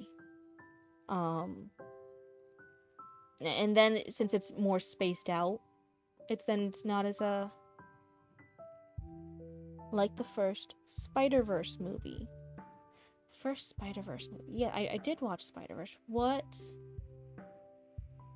At what point do they recap a scene? Do they recap a scene? I'm not quite sure if I remember the exact scene you're talking about. What? You can feel free to elaborate. Maybe that will jog my memory. But it's a technique to Spider-Sona. Do you guys have Spider-Sonas? I loved seeing all the artists after Into the Spider-Verse and Across the Spider-Verse coming out with all their Spider-Sonas, and I'm like, this is fucking dope. You were kind of copying from the Alex Cross books and doing it from a killer's perspective, then introducing the main character. And that can be done. I think if you did want to do it that way, do the whole chapter at least from the killer. In this case, the opening one is Leon. If that was something you wanted to keep, I would say do the whole chapter from Leon. That's what I was saying with the pacing. I'm like, there's a lot of stuff happening. You could focus on just one stuff and it would fill up enough to be the whole chapter. So hold up, I'm gonna distract myself. Let me focus here. So the whole chapter would be Leon, and I think you could go into more details about, because it's just kind of briefly mentioned, like, oh yeah, he scares them into, they have to do, he tells them all, like, oh, line up, and then you just kind of tell the reader, like, 2 minutes later, no, not 2 minutes, wait, where is the moment? 5 minutes later, 20 people were lined up. And I'm like, no, that could be horrifying. You could absolutely, for the reader, stretch all those minutes. Like, what is the crowd saying? What's the matter? Is somebody pushing someone else ahead of them because they don't want to go? Is somebody dragging their kid along with them because like some deadbeat dad's there and he's like, yeah, if my kid's in front of me, maybe this guy won't shoot us, and the mom's trying to like tug the kid away because like, no, don't shoot my baby. That could be horrifying. They're saying it's about like what, 200 people in there. 200 people, all within 5 minutes, have to agree which 20 of them are gonna line up. Is there like one mom with kids and she doesn't know if those kids are gonna die or not? Because he asks like, men, women, and children, right? He needs a mixture, and she's trying to push some other random shopper's kid forward. Like, no, take this kid. This kid lines up. Don't push my baby up there. That could be horrific. So that's what I'm saying. Like that entire bit could be a chapter. That could absolutely be a scene that's drawn out longer, and you could fill out the scene of the, 15 minutes. From 10:45 to 11, that could be an entire chapter of the horrors of what happens in 15 minutes when random people on a random day, before lunchtime, they were just thinking of what they wanted for lunch, and if they could get a good deal at Walmart, now they're thrust in this situation because of Leon. I volunteer as tribute.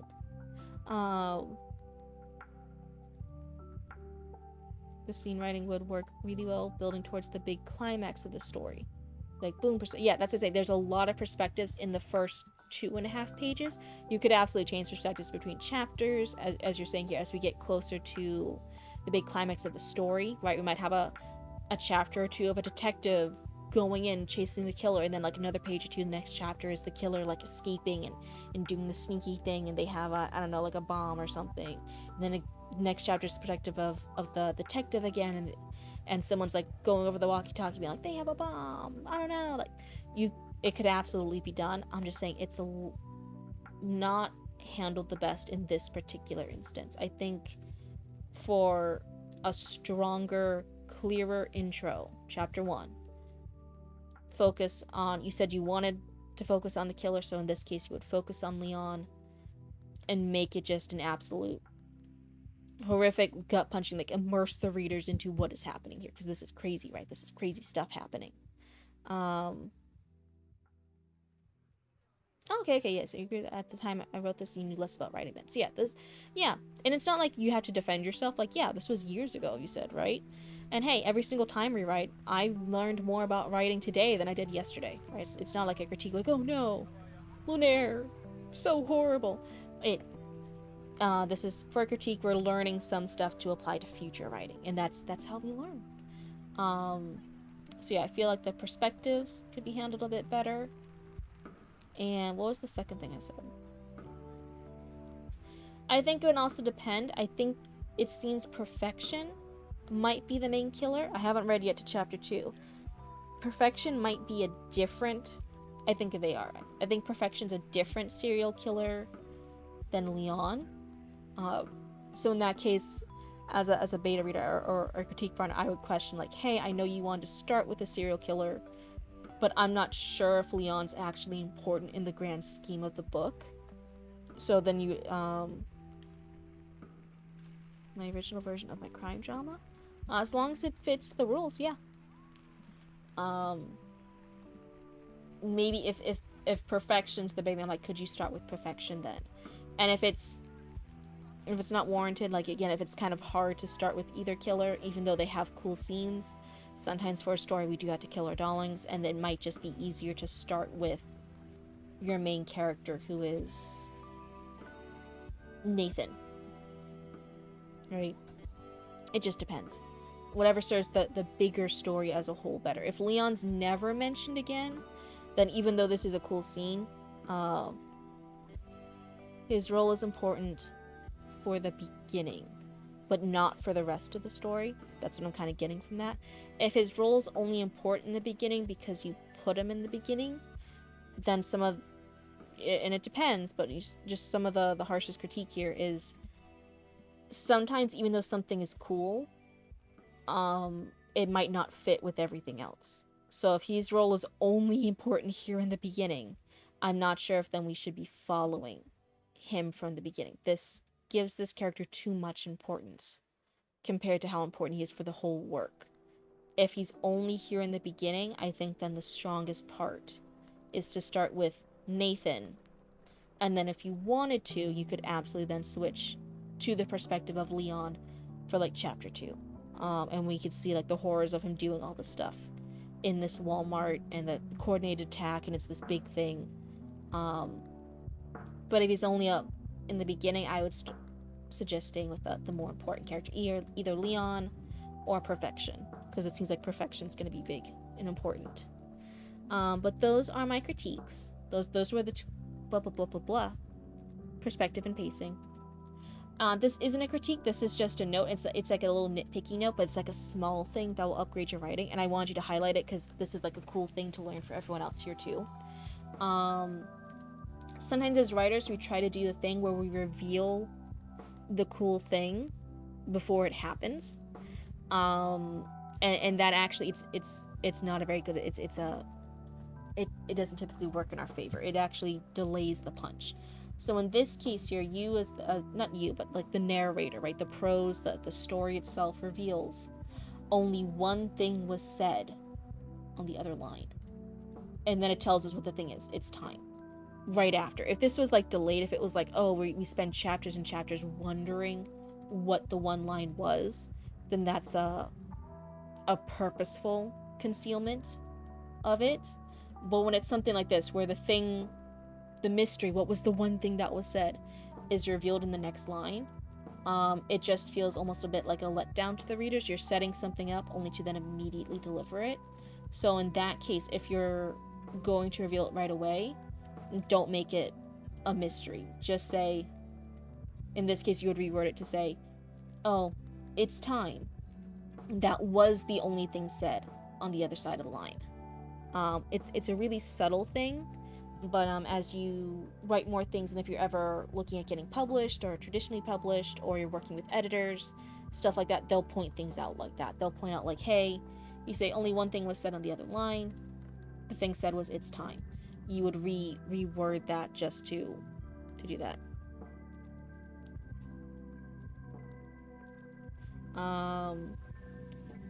Let's see here. What? They held your message for bullying. I'll allow it. People were saying ass in chat earlier, but for some reason Fuckly's held. That's funny. What a start to a story does often is save a cat. If your readers don't care or see that you want to push a character they won't want to read about and care about, then that's how did not finish happens. Yeah, that's what I'm saying. Like, it could be very cool for readers to see. Oh my god, I'm forgetting the character's name already because he's introduced so late. We're introduced to so many other characters before Nathan. So Nathan is the main character. It could be absolutely cool for the readers to start off with Nathan pulling up. There is this active shooter scene happening at the Walmart, and then like 5 or 10 minutes away also at the mall it seems like this coordinated attack. It seems like there's hundreds of hostages. It's this huge thing, and he's strolling up, he's trying to do all this stuff, and he hears all the new recruits around him talking about how shitty he is at his job. Why is he here? He's gonna be a failure. He's gonna do this. That could still be a really powerful intro to our main character, and then chapter 2 can then deal with Leon.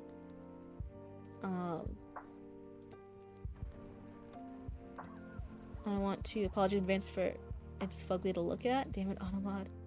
Ass in chat.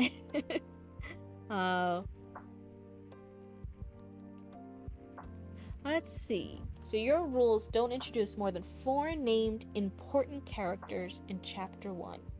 Trickle in, not dump. And whenever people give me rules, that's why I said, like, there's not hard rules. You can break them. Just break them purposely. Know why you're breaking them. Break them well. Because they're soft rules, they're guidelines for a reason, right? They work well. So if you're breaking them, break them with intention and break them well. So as soon as I get a rule, I'm already like, how do you break that? I think some of the times when, well, no, not even then. I was gonna give like a sidestep to the rule, but it's not even like all the time. Then I was gonna typically have a larger cast for slashers, for horror stuff,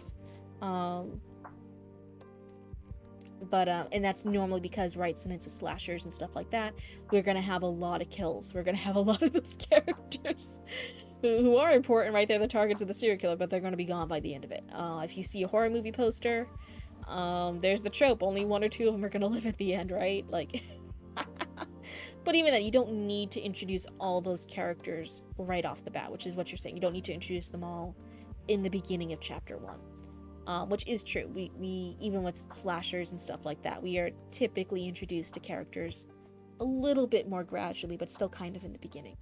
At least in the first act, we're introduced to most of them. That rule is different for video and visual, because you can track distinctions more fluidly with your eyes. That is true. That's even why, I think I was bringing up before with Chatty Matt, you were mentioning, like, oh, I want to foreshadow stuff with these merchants in the background in one of your opening scenes, that Barry's going to stop and look at these merchants. And, for visual, for stuff like Arcane, they absolutely do that. We have a lot of unnamed reappearing NPCs and side characters that visually we can recognize and clue in on, but it doesn't distract from the story. And there's a lot of cool foreshadowing you can do with that. But for a novel, it is a slightly different format. It's a different way of telling a story. And going into the descriptions of all those merchants felt like, hey, this is really important, but they also seem unimportant. As a reader, you're confused. So yeah, visually compared to the written word, there are differences in how we do storytelling. Um,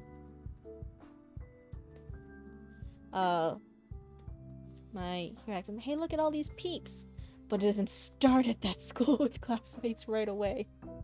Oh, interesting. I haven't watched or read My Hero Academia yet.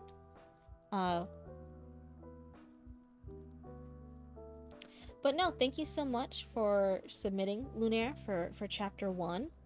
Um, I hope the little hints and tidbits helped. So I got sidetracked a few times during the critique. But we have the little mark here about how to handle stuff like this. If you're hiding something but then revealing it in the next line, just go ahead and reveal it. It makes it read a little bit better. It's a little bit more advanced way of showing your stuff. And then otherwise it was the point of view shifting and the pacing. But I was like, yeah, that could be worked on. But you're also saying this is an older piece, right? We could start. How far does chapter 2 go? Chapter 2 ends on the 6th page. I feel pretty good doing 5 or 6 pages for you. That's pretty good. If you're still interested in more critique, we can absolutely make it till the end of chapter 2. Unless you're tired. If you're tired of this blue person giving you critique, I can just shut up and we can leave now. That's fine. So let me know if you still want to continue. We can do up to end of chapter 2 today for you. Used to piss me off when character would trip over nothing and somehow still get away from the killer. Oh no. Yep. But sure, we can do chapter 2. Sure, sounds good. What's some other stuff that I think don't quote me. Critique thirsty. Sir Chatty Matty's thirsty.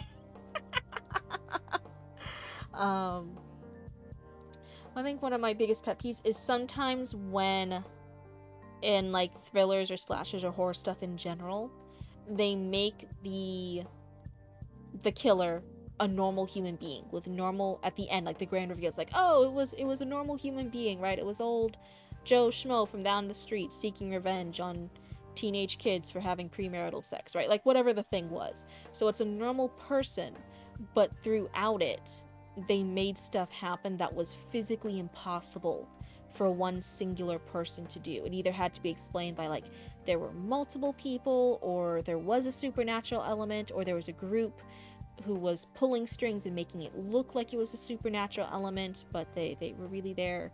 But in the end, we're seeing stuff that cannot physically happen. It is physically impossible for one singular normal human being to have done it. And then at the end, the grand reveal is like, hey, it was one singular human being who did it.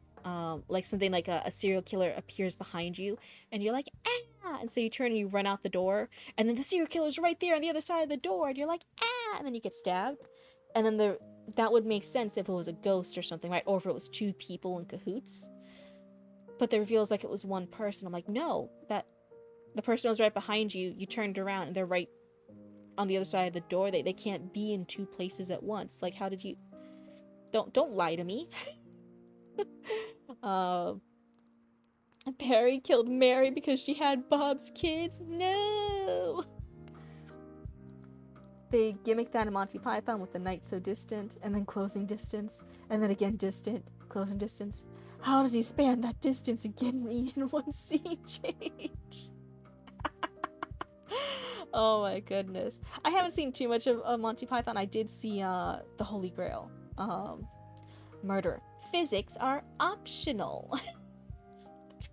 I'm already committing crimes. I might as well commit crimes against physics and reality while I'm at it, right? That's one of my biggest pet peeves, right? Is like, no, me as a viewer followed your story. I was following along. And then you're assuming my intelligence is it's way lower, that I'm gonna be tricked by that, but really that's just a plot hole. You need to watch Monty Python. I've only seen clips. God, you're going to physics jail. And then the law, you're going to actual jail. 'Tis but a scratch. 'Tis but a flesh wound. I remember like the little French knights being like, oh, like your mother was a hamster and your father smelled of elderberries. Just before he killed the best man. It was not until later, it was actually a Tumblr post that let me know that those French knights, because I watched it when I was younger, right? That the your mother was a hamster and your father smells of elderberry was like, it's it's not like a nonsense insult. It's actually like implying that like the mom is like sleeping around and she's like doing all the different stuff, and then the father smells of elderberry means he's like an alcoholic, and I'm like, oh. It like clicked from a Tumblr post. Tumblr had to tell me that and explain the joke to little me. Baby Cryptid did not get it. I love the killer rabbit though. My family still loves that. We love the killer rabbit, which is also, now that as Mom and Papa Cryptid are more into historical society and stuff, like, yeah, killer rabbits is a historical medieval theme of the weak shall inherit the earth, and so they would draw a lot of weak quote-unquote animals like rabbits being killer rabbits, and they had like shields and swords and archery arrows and bows and arrows and stuff, killing all the humans. And I'm like, oh, so even that was like a reference, and there was just a lot of references that little baby Cryptid did not get. Cryptid, there was a dude tied to a cross singing "Always Look on the Bright Side of Life." I think his name is Brian. Oh no. But yeah, funny things like that. So we finished chapter 1. I think we got the go-ahead to continue to chapter 2. So our perspective, instead of Nathan, we've ended with Miller. Miller knew that it was going from bad to worse in a heartbeat. Chapter 2. Perfection sat in his cell waiting to be set free. Keys jangled in the lock to his cell, causing him to look up. Cousin, let's go. You're a free man now. Perfection's cousin Vin said as the door creaked open loudly, because its hinges were old and rusted. Perfection walked up to his cousin and gave him a hug. As he did, his cousin handed him a silenced 9mm handgun. Come on, let's get out of here, he said as he walked away. Perfection pointed the gun at the back of his cousin's head and fired. His body hit the ground with a loud thud as his brain matter oozed down the wall in front of him. Tears ran down Perfection's cheek as he walked out of the police station and into the rainy night.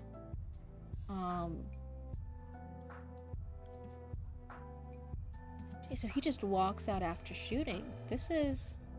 Oh, sorry, my model's freaking out. Eat! Knights who say, "Me!" Fetch me a shrubbery. Never see the strawberries thereafter. So the cousin gives him the gun. I guess it depends on where this is. I'm amazed the cousin brought in a loaded, silenced gun into the holding cells, into the where they're having the prisoners.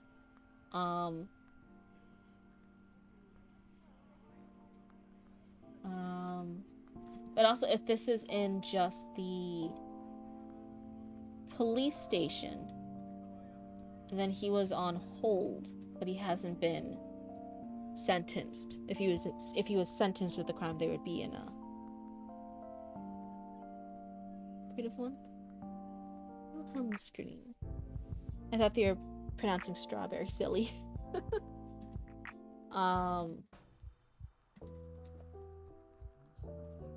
It's good to be free, Perfection said to himself as he opened his arms wide into the sky so he could embrace his freedom. He felt remorse for killing his cousin as tears welled in his eyes again. Perfection walked into the local 7-Eleven. So we have the similar thing here. He felt remorse for killing his cousin. That's another thing of you're telling the readers. But we kind of already got the idea of tears ran down Perfection's cheek, and then the next one, tears welled in his eyes again. So we already kind of get the idea something's going on, but here just saying he felt remorse for killing his cousin. That's the telling instead of showing. Perfection walked into the local 7-Eleven. Behind the counter was a buff man that looked to be in his 30s. He had on a white wife beater and a silver ring that tapped on the counter as he drummed his fingers. As Perfection looked around, he kept his eyes on the clerk while he banged his head to the music on his headphones. Okay, so Perfection has headphones? Or... So since Perfection uses he, him pronouns, and this person behind the counter uses he, him, when you first read this sentence, it just says Perfection kept his eyes on the clerk while he banged his head to the music on his headphones. We're not quite sure as readers if Perfection now suddenly has headphones, or if the guy at the counter who's tapping his fingers has headphones, because they both use he. He. Show it to This game was in a western. Okay. Perfection stole a couple pieces of food and put them into his pocket for later. Perfection looked at the clerk's face. For an instant, their eyes connected, then the clerk grabbed his headphones and put them around his neck. So now we've realized, okay, the clerk has the headphones. Yeah, you think it was the clerk that has them. So I'm just letting you, it's sometimes a struggle. It's also, funnily enough, for fanfic writers who write a lot of gay porn or lesbian porn, it's one of those issues in the English language for gay fanfic writers.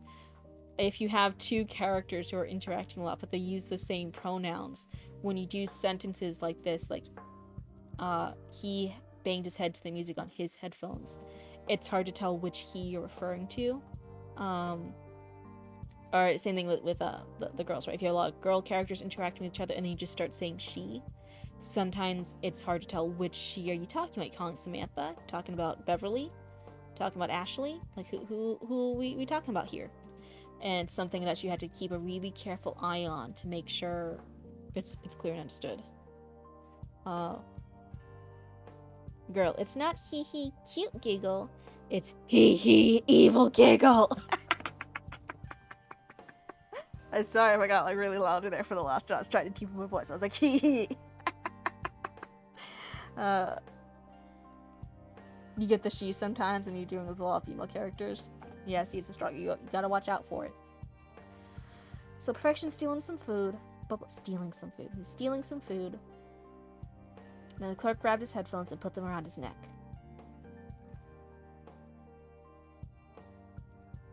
If you don't mind, can you hurry it? I guess hurry it up. I'm about to close up soon. The clerk sounded annoyed as he tapped at his watch.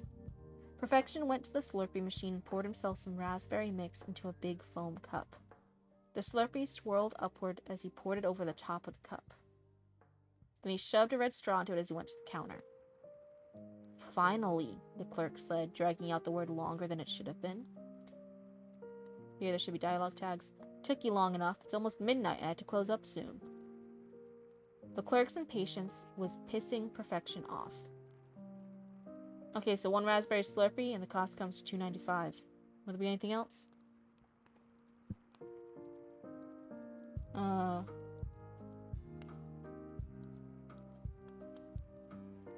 Which be banging. I hate how my first thought to that is rule of thumb, avoid Michael Jacksonisms. Hee hee. Well, actually, now that you ask. Perfection pointed the silencer at the clerk's head, then said, I want all the money in the cash register. Hey, don't you dare move. Keep your hands up where I can see them or I'll shoot you between the eyes. After he was done talking, Perfection shot him. See that? That's... Oh, did I pause the chat? Oopsie. Perfection calmly walked to the door and flipped the sign from opened to closed before turning out some of the lights. Then he walked around to the cash register and opened it up by slamming the butt of his gun against it. The register opened up, producing 10s, 5s, and 20s. All in all, there looked to be about a couple $100. Perfection purposely looked around at the ceiling, slowly making sure that all the cameras captured his face on tape. Perfection spent a half hour inside the 7-Eleven before leaving. He got into a 1999 Ford Mustang down Main Street. He had stolen the Mustang from a nearby hotel, where he had hot-wired it and then drove off. Perfection drove down the street going over 100 miles per hour. He spun the wheel sharply with one foot on the brake. The tires squealed as he yelled in excitement as he did donuts. After a while, he launched the car forward and accelerated. I just became a mod there and banned everyone by accident. She's internally known as Scorch Queen. Oh dear God. So this is one of the things where I talk about like a slight pacing issue. So there's a lot of emphasis put on what this person behind the counter looks like, his age, his shirt and the shirt color, what type of shirt, and the type of ring, and he's drumming his fingers and all this and that. He has these headphones on. They have the whole conversation. They say the price, and it doesn't seem important because he dies right afterwards. So I think more of the scene that's like covering up over a paragraph's worth of stuff, right? This interaction, this description of the clerk who was just going to be a victim, and then the actual shooting is one short sentence. After he was done talking, Perfection shot him. So that's I think it would be cooler to emphasize the actual confrontation, that the going back. Sorry, my model's glitching out. The back and forth, the ramping things up, him maybe reaching to call for help, and Perfection just shoots him in the shoulder instead. Have more on that emphasis rather than the boring stuff of what this random NPC looks like and how he's talking, how he's handling stuff. And even here, like, suddenly we're going into all the stuff about he's turning off the lights, he opens up stuff, he's looking around, he's doing all this stuff, and then suddenly we just skip forward and it's like, oh yeah, he suddenly, it's just briefly mentioned, oh yeah, he hot-wired a car and drove off. And I'm like, whoa, that should have been like a few sentences or two, right? That's a thing. He stole a car. So it feels like there's a lot of emphasis placed on writing stuff out that maybe isn't as important, and then a lot of the cooler stuff that would be cool to read about is like really quickly glanced over. So that's why I'm like, there's a slight pacing issue. Perfection saw the police car before it began moving. As it chased him, he could hear the police sirens wail louder than the rain. Perfection began slowing down as he parked on the side of the road. The police officer got out of his dark blue vehicle and began slowly walking toward the stolen car. So since it's raining, it's really loud rain. Now, as a reader, I'm wondering if this is happening the same time as the events in chapter 1, but I'm not quite sure yet. And that's fine. That's just, sometimes it's good to know what the readers are thinking, and so that's my thoughts. I'm like, I wonder if this is happening at the same time.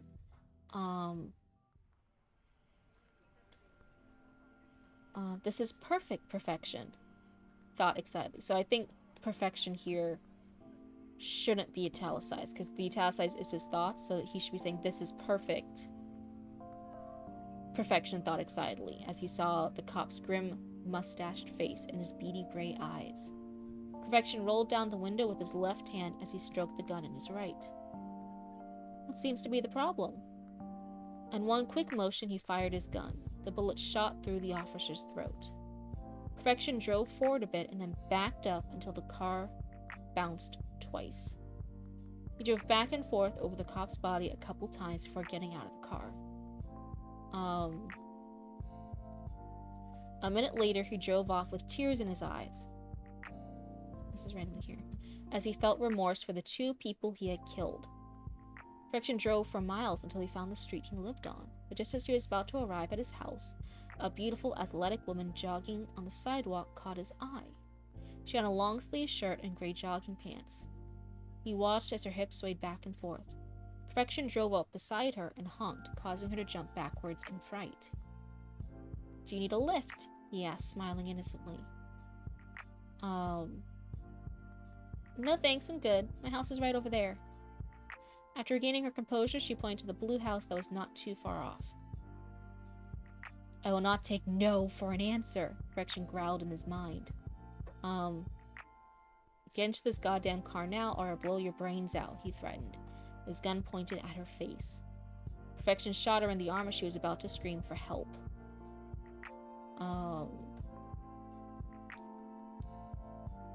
Do not yell or you will force me to kill you, and I will do it too. I will kill you so fast, no words will be able to escape from your mouth. Why do you have to do this? She pleaded. Perfection saw the fear in her eyes as he helped her into the car, so he has gotten out of the car.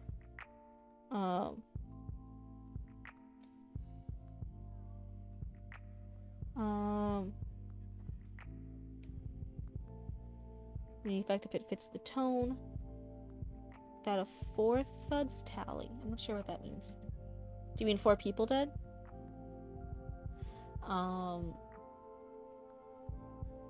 Without saying a word to her, he drove off to his house a mile or so away. Wait, so wasn't he?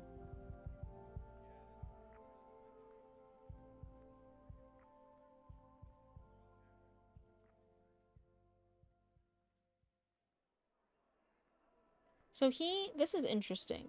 Maybe it depends on the location, but it said earlier, he arrived on his street and he's about to arrive at his house. So, Perfection drove for miles until he found the street he lived on. Just as he was about to arrive at his house. So I'm guessing he's only like a few houses away, right? He cop thud 4 times. Oh, I didn't keep count. So he's like right there. I'm guessing his house is like line of sight. He's on his street. He's about to pull on to his house. But then it says he then has her and he drove off to his house a mile or so away.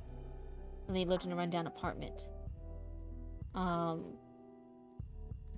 that's why somebody's keeping like little details like that consistent, especially when they're so close together. Readers will catch it. Because I'm like, wait, he was just about to pull up.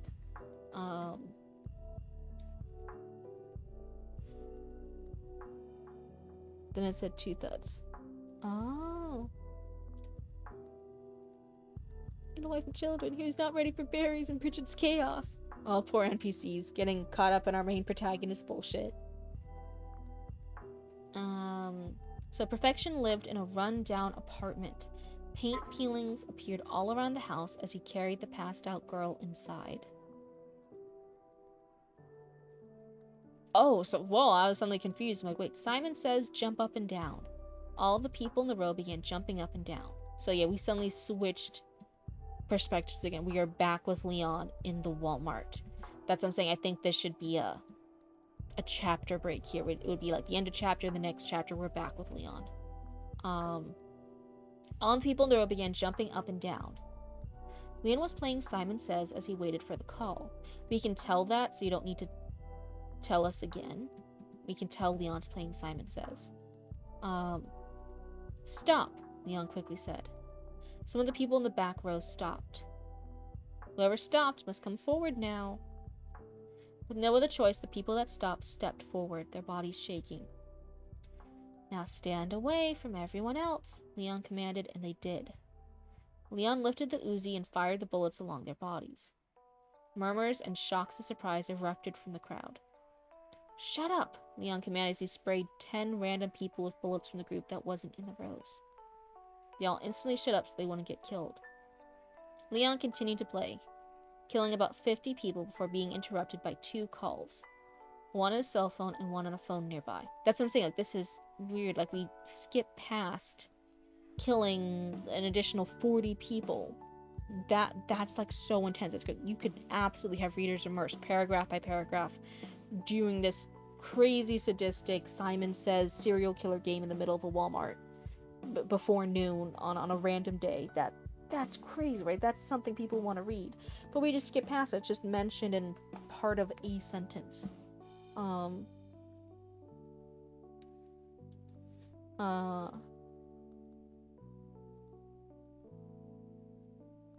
Yes, I think this ported onto Google Docs and never fixed it. Okay.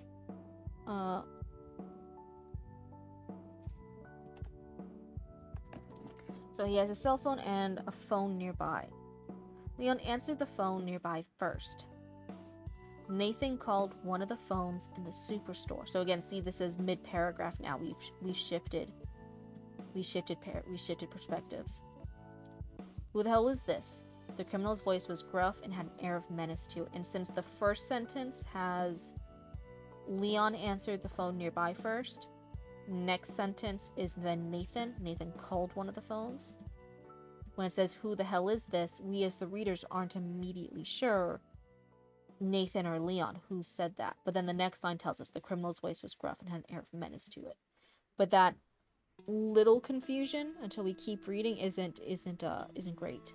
If we as writers do have confusion, we want to purposely be putting it in. This just feels like an accident. This is Nathan Glide from the Maine State Police Department. What they say Maine? I mean, it's like when you do like stuff like it's like New York Police Department. Do they do New York State Police Department? Hold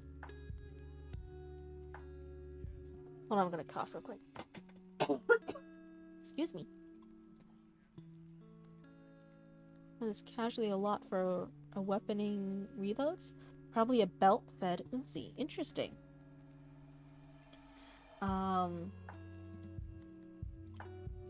So it says it's the Maine Police Department.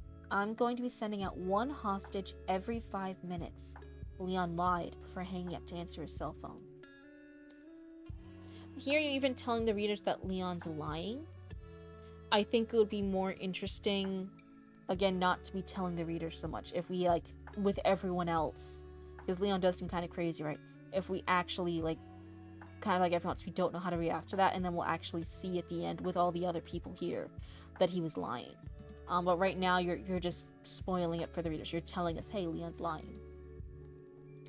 Leon lied before hanging up to answer his cell phone. It's me, Perfection said on the other line. I'm out of jail, so you can wrap this up now. After Perfection hung up, Leon dropped the phone and stomped on it.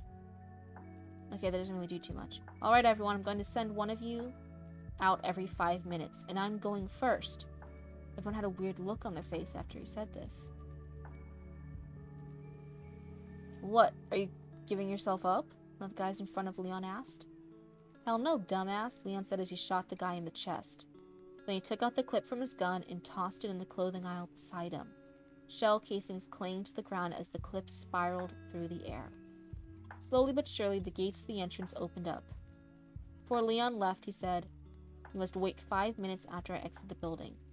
If you do not, I will blow this building with everyone in it. I'll be watching, he told everyone before dropping the gun into the trash. So he's pretending he's the first person out.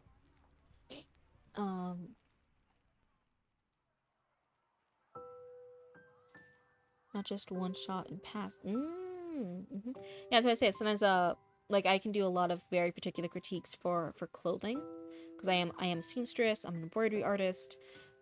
Me and Mama Cryptid has studied historical costuming for some regions. So we're not like all inclusive. There's a lot of variety in clothing and clothing techniques and sewing techniques depending on where you are in the world and what time period. But I am generally pretty well informed in generic medieval fantasy and modern day clothing stuff. So I can give a lot of critiques about that as a special thing I'm aware of. But yeah, with weaponry, outside of like knowing some archery stuff from Mama and Papa Cryptid, I'm not the best with weaponry. So you're saying that could also be worked on. There could be a little bit more attention focused on the casualties that are happening here.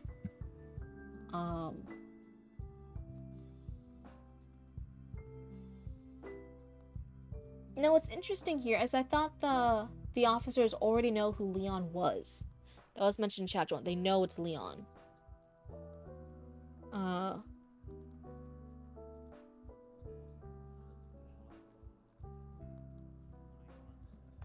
As Leon stepped outside, he put his hands up to show that he was one of the hostages.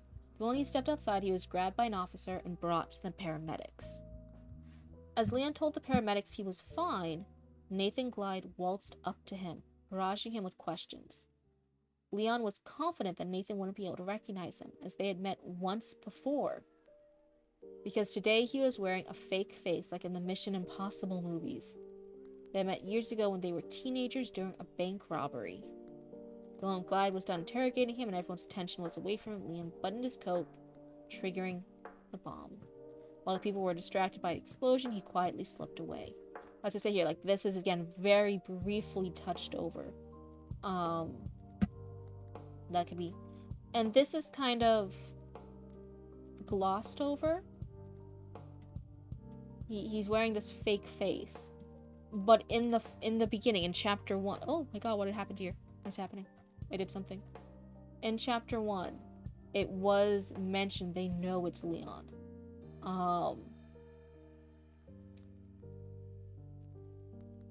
Let's see. We got a well-known murderer that goes by the name of Leon Reynolds. They even know his 5 murders. He was free due to lack of concrete evidence. Didn't we have someone watching him? Yes, and he gave our guy a slip and has been under the radar until now. So they know it's Leon in there. He put on the fake face on the way out.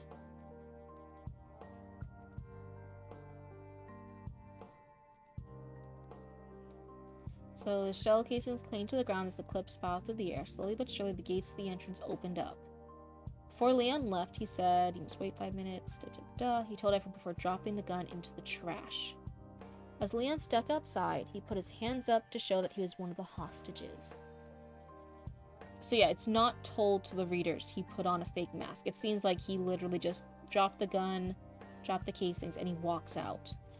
The fake out of, like, we see him leave, and then as surveyors, we then see somebody else step out, and it's like a different person's face. Could work in movies, even specifically mentioned Mission Impossible movies. That scene change of like, oh, we didn't show you why, and then it goes back after the scene has happened and shows them like quickly putting on the mask before they leave. That is one of those visual cues we can do with movies, we can do with visual media. For written media, it just reads as confusing. If something like that happens, for something so short, it happens in 3 paragraphs, I would just describe him putting on this mask while he's talking with the people. Okay. But yeah, and then it's very quickly glossed over. The explosion happens. We don't even get a description of the explosion, or even what it feels like to be pressing the trigger button. What is everyone's immediate reaction? Is everyone like frozen? Is everyone like, what's it? It's just he triggers the bomb and then he quietly slips away. So that's what I'm saying. There is a slight pacing issue with glossing over a lot of the cool stuff and then going into a lot of details and sentences and paragraphs about stuff that doesn't actually seem important, because then those characters, those details like die.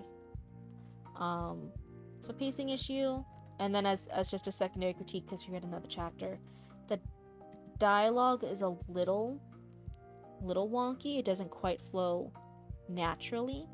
I'd say like you can practice reading aloud the dialogue. In general, it's really good to have a beta reader or yourself read aloud the work you've written here to see if it flows well. That helps to avoid like too long sentences or run-on sentences, but especially for dialogue. If you don't read anything else of your work aloud, always read your dialogue aloud, because it's supposed to sound a bit more natural. I randomly selected some for chapter 3.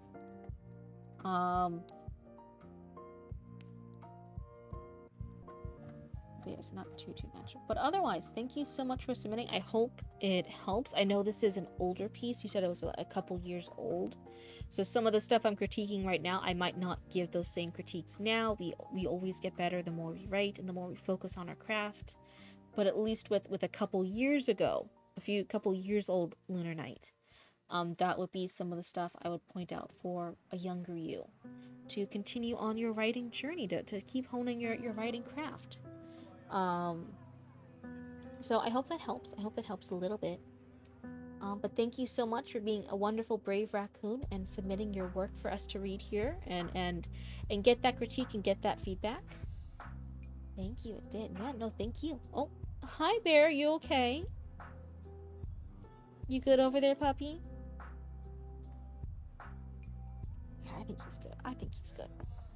He had a little cough. No, I'm hyper aware of everything the poodle is doing. Oh my goodness. That poodle is definitely. You okay? Hold on one second. The mom's gonna stare into your soul for a second. I gotta check. I gotta check on the poodle. Everyone entertain yourselves. Be good.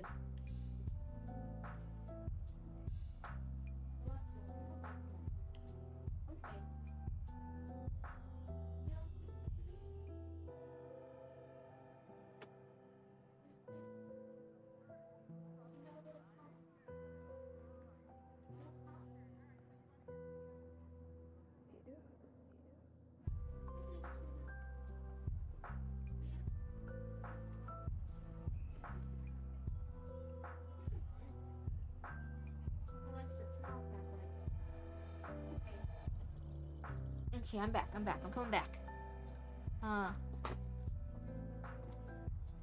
Okay. I'm back. Uh. Yeah. Oh my god, this chair. Stuck on the carpet. Uh. Oh. Thank you, did. I still live! Poodle live! Yeah, he's okay. He just had a little cough. But I wanted to check on him. I wanted to make sure he wasn't like throwing up or something. So I just had to check on him real quick. But he's okay. He's just lounging on the couch. I think he just he's a silly puppy. I think he just choked on his own spit, if I'm gonna be honest with you guys. I think he was snoring. Then he did the little old man thing of choking on his own spit. Oh my god. So he like woke up a little bit. He's like, oh, what? Why are you bothering me? And my guys just check in. He went down the rabbit hole. Among the worst disasters for schools was the 1927 Bath, Michigan. 45 resulting. We're gonna have to get help. So and it's not. You can still do things that have a bigger disaster rating than real life because it is a novel, it is a story, right? We can make it things a little bit larger than life to convey how badass or scary something is, right? That's not unusual, but it is, like you said, it's important to like research and keep things in mind like that after our first draft. I always say for the first draft, just write whatever nonsense you want to, just get the idea out, and then the second draft is when you then actually do the research, right? Then you research things and you see how believable is this, and if it's still important that this unbelievable thing happens, what can I do to make it believable? The model killed me, man. I guess you just weren't strong enough to resist a blue booba woman on your screen, huh, Chatty Matty? Oh, booba anime woman's on your screen. They'll get you all the time. Are you tossing Maddie's body at the other raccoons as a sacrifice? Oh no. Well, hey, you're not being sacrificed. You're already dead. It's just recycling. It's just composting at that point. It's just having dinner. Booba anime woman, perfect death. See, then stop complaining. I want to complain. That's the way I want to go out. Oh my goodness.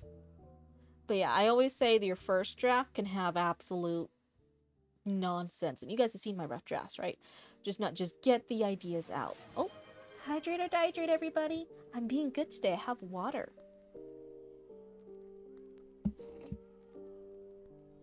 Oh, thank you for the hydrate or dihydrate.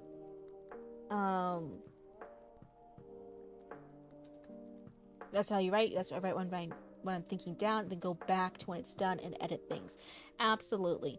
I write bullshit down all the time. It doesn't matter. The most Some people think that your first draft should read like the finished thing on a book on a shelf.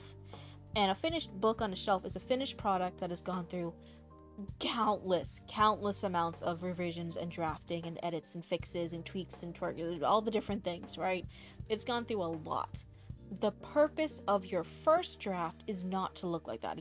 You're making it harder on yourself if you're trying to make it look like that. The purpose of a first draft is to be a done draft. You should just get all those ideas out and get some samey usable bones of an idea out by the end of a rough draft. And then you go back and you take all the bones you liked, you dust them off a bit, you get rid of all those nasty, like, decaying ones that weren't gonna fit. They did not fit the body of your story. And then you keep going through and you add some meat. Then you go to another draft. Some of that meat was rotten, so you get rid of that. You get some better meat. And you just keep fixing up until you have a little Frankenstein creation. That's a good story. To become one of the plants. If not believe it, make the world build, fix the question mark. That's what I said. Like, even if I want to do this unbelievable thing, what things can I do to make it in the realm of plausibility? So if I want to have, let's say, a cool ninja who could kill 100 people in 1 minute, right? And that's the story. And this ninja keeps going around killing like hundreds of people in 1 minute. Some people might be like, hey, that's a little bit unbelievable. The most a ninja has ever killed in 1 minute is like 15 people historically. Even if yours was the best ninja ever, the most they could ever kill would maybe be like 30 people. Stop that ninja. So then my next thing would be like, oh, okay, what would I do if it's really important, if it's important for plot reasons? Like the name of the book is Ninja Who Kills 100 People in a Minute or something. If it was important for plot reasons that the ninja has to kill 100 people a minute, I'd be like, okay, what can I do to make it plausible that the ninja can kill 100 people per minute? And I would do something like, maybe the ninja, maybe we're in the world of like Marvel DC. Maybe this is a mutant ninja. She has superpowers. She literally is like a super speed. She's a speedster, like the Flash. One Punch Naruto. Like One Piece, One Punch Man, and Naruto all together. The rotten meat is ideal. But it's not good for your story. You might want different meat. It's not the right flavor. Right flavor. Like we're gonna eat this Frankenstein zombie at the end. Naruto the Shanker. But yeah, so then you would then build things in your world. That person's a mutant. That person has superpowers. That person has been genetically enhanced by a government who's going to use ninjas for mass genocide warfare or something. I don't know. That you add other elements to make it believable, and then you'll reread that, and you'll be like, huh. The superpowers in a world where there aren't any other people with superpowers is a little bit unbelievable. It feels like it's like a Marvel universe where there's a lot of superheroes and mutants and aliens and stuff, but it's only like just Superman. There's no other aliens or mutants or genetically altered people whatsoever. That part's a little unbelievable. So then you might have to re-edit it again. You're like, okay, take out that arm, take out this, and now you had to put in some other cyborg ninjas and mutant people, and maybe the sheriff is a tracker of, you know, mutant people, and then you would build up the story from it. You have to keep tweaking and fixing stuff to get what you want done accomplished, if it's important. Sometimes you want to do something super cool, and then we look at it and we're like, actually, that thing's just detracting from everything. I need to get rid of it. And that's where the phrase kill your darlings comes from. Even though it's something super cool and close to your heart, it just might not have the best home here, so you had to cut it out and use it for some other story. If there's a Superman, why isn't there a normal man? You mean Batman? That's Batman. Come on, Chatty Batty, get your head in the game.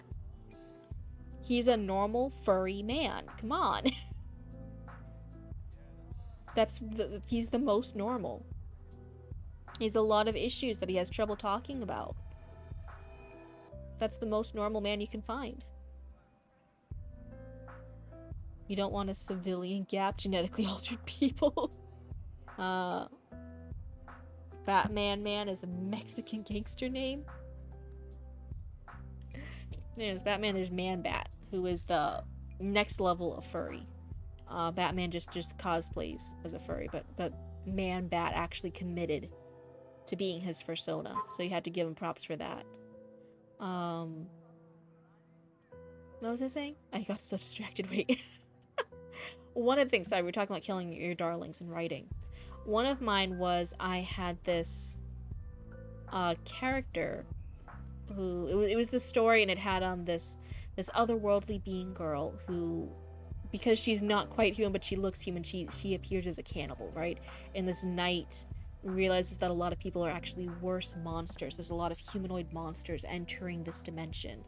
But he becomes friends with her, and so he actually is like helping her and like teaching her, and he becomes her protector, even though she's kind of this cannibalistic monster, right? And one of the side characters that I loved, I was obsessed with them. I made them, they were supposed to be this polite serial killer, super polite serial killer. And I was so proud of myself because I named them, I think the name is Alex Ketiet. I'm Batman. No, you're a smoker with lung damage.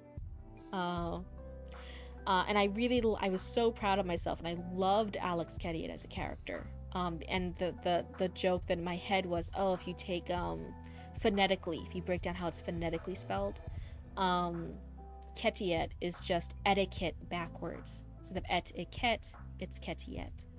So he was Alex Ketiet, and he was my polite serial killer. So, but I love it. But he actually ended up being so distracting narratively. I really wanted to introduce him earlier, and he was going to have this whole entire bit, and he came from this partially normal background. He was mixing more physical fighting styles with magic, which most of the magic stuff was more philosophy magical used. It wasn't used in close combat, and he did, and he was such a cool character. I adored him. And then I was just looking at the story of this knight with this cannibalistic girl and the world they were facing, and I'm like, these are two entirely different plots. Like, Alex Kennedy did not fit in at all, but I had both of these great ideas, and I loved them both. And so I tried mashing them together for so long. In order to make it work, I had to keep adding more backstory and more reasons and more this and that for Alex Ketiet to deserve there. And it just became the Alex Ketiet book. And then this whole entire thing of the knight and the cannibal girl were like side characters in a book series that was about them. This was a book series about them. And I was like, what is happening? And so I had to make the really hard choice. And I was like, oh man, even though there's so much work, I think Alex Ketiet had to be saved for something else. He needed his own thing. He could not be, in this current iteration, he could not be, does he have a green stone? Well, I'm behind on the chat, but yeah, I did have to kill the darlings. He could not be in that version of him, be in my little cannibal girl story. Man spider, just man spider. Isn't that an actual thing? In not in real, I mean in the Spider Verse, because there's Spiders Man, where it's multiple spiders taking the form of like one person in the Spider-Man suit, and it's just multiple spiders. So there's Spiders Man. I feel like there's a man spider.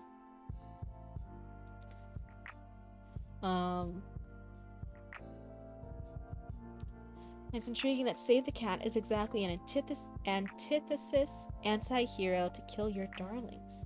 Interesting. I've heard a lot of good things about Save the Cat. I have a lot of writing books and craft books about writing. I have not actually picked up Save the Cat, even though it's sort of like since it came out, it became like a holy grail one. There's a lot of people mentioning and referencing Save the Cat.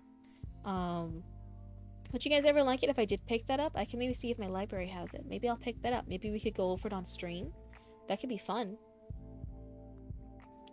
Norm Gentle Sir. That's Doctor Strange. What we still doing critiques tonight? Just curious. Let me see. I normally would. I do have a poodle to take care of. I kind of want to keep a closer eye on the poodle. We have to do his last let out for the night. I'm gonna see if we can maybe walk him or play with him a little bit before it's bedtime. I'm kind of on poodle patrol right now. So I think we're gonna actually end it here. But thank you guys so much for hanging out and chatting with me. It was a lot of fun. I hope the critiques helped tonight. And for next stream, we are not doing Team Cherry had their own spider sona, weren't it? Team Cherry. But yeah, so next stream will actually be a gaming stream. As long as everything works out and matches up, okay, I'll actually be trying a brand new game with well, it's not new. It's new to me. It's been out for a few years. But a new game with Penny. I'm super excited. I'm like really, really pumped out about that.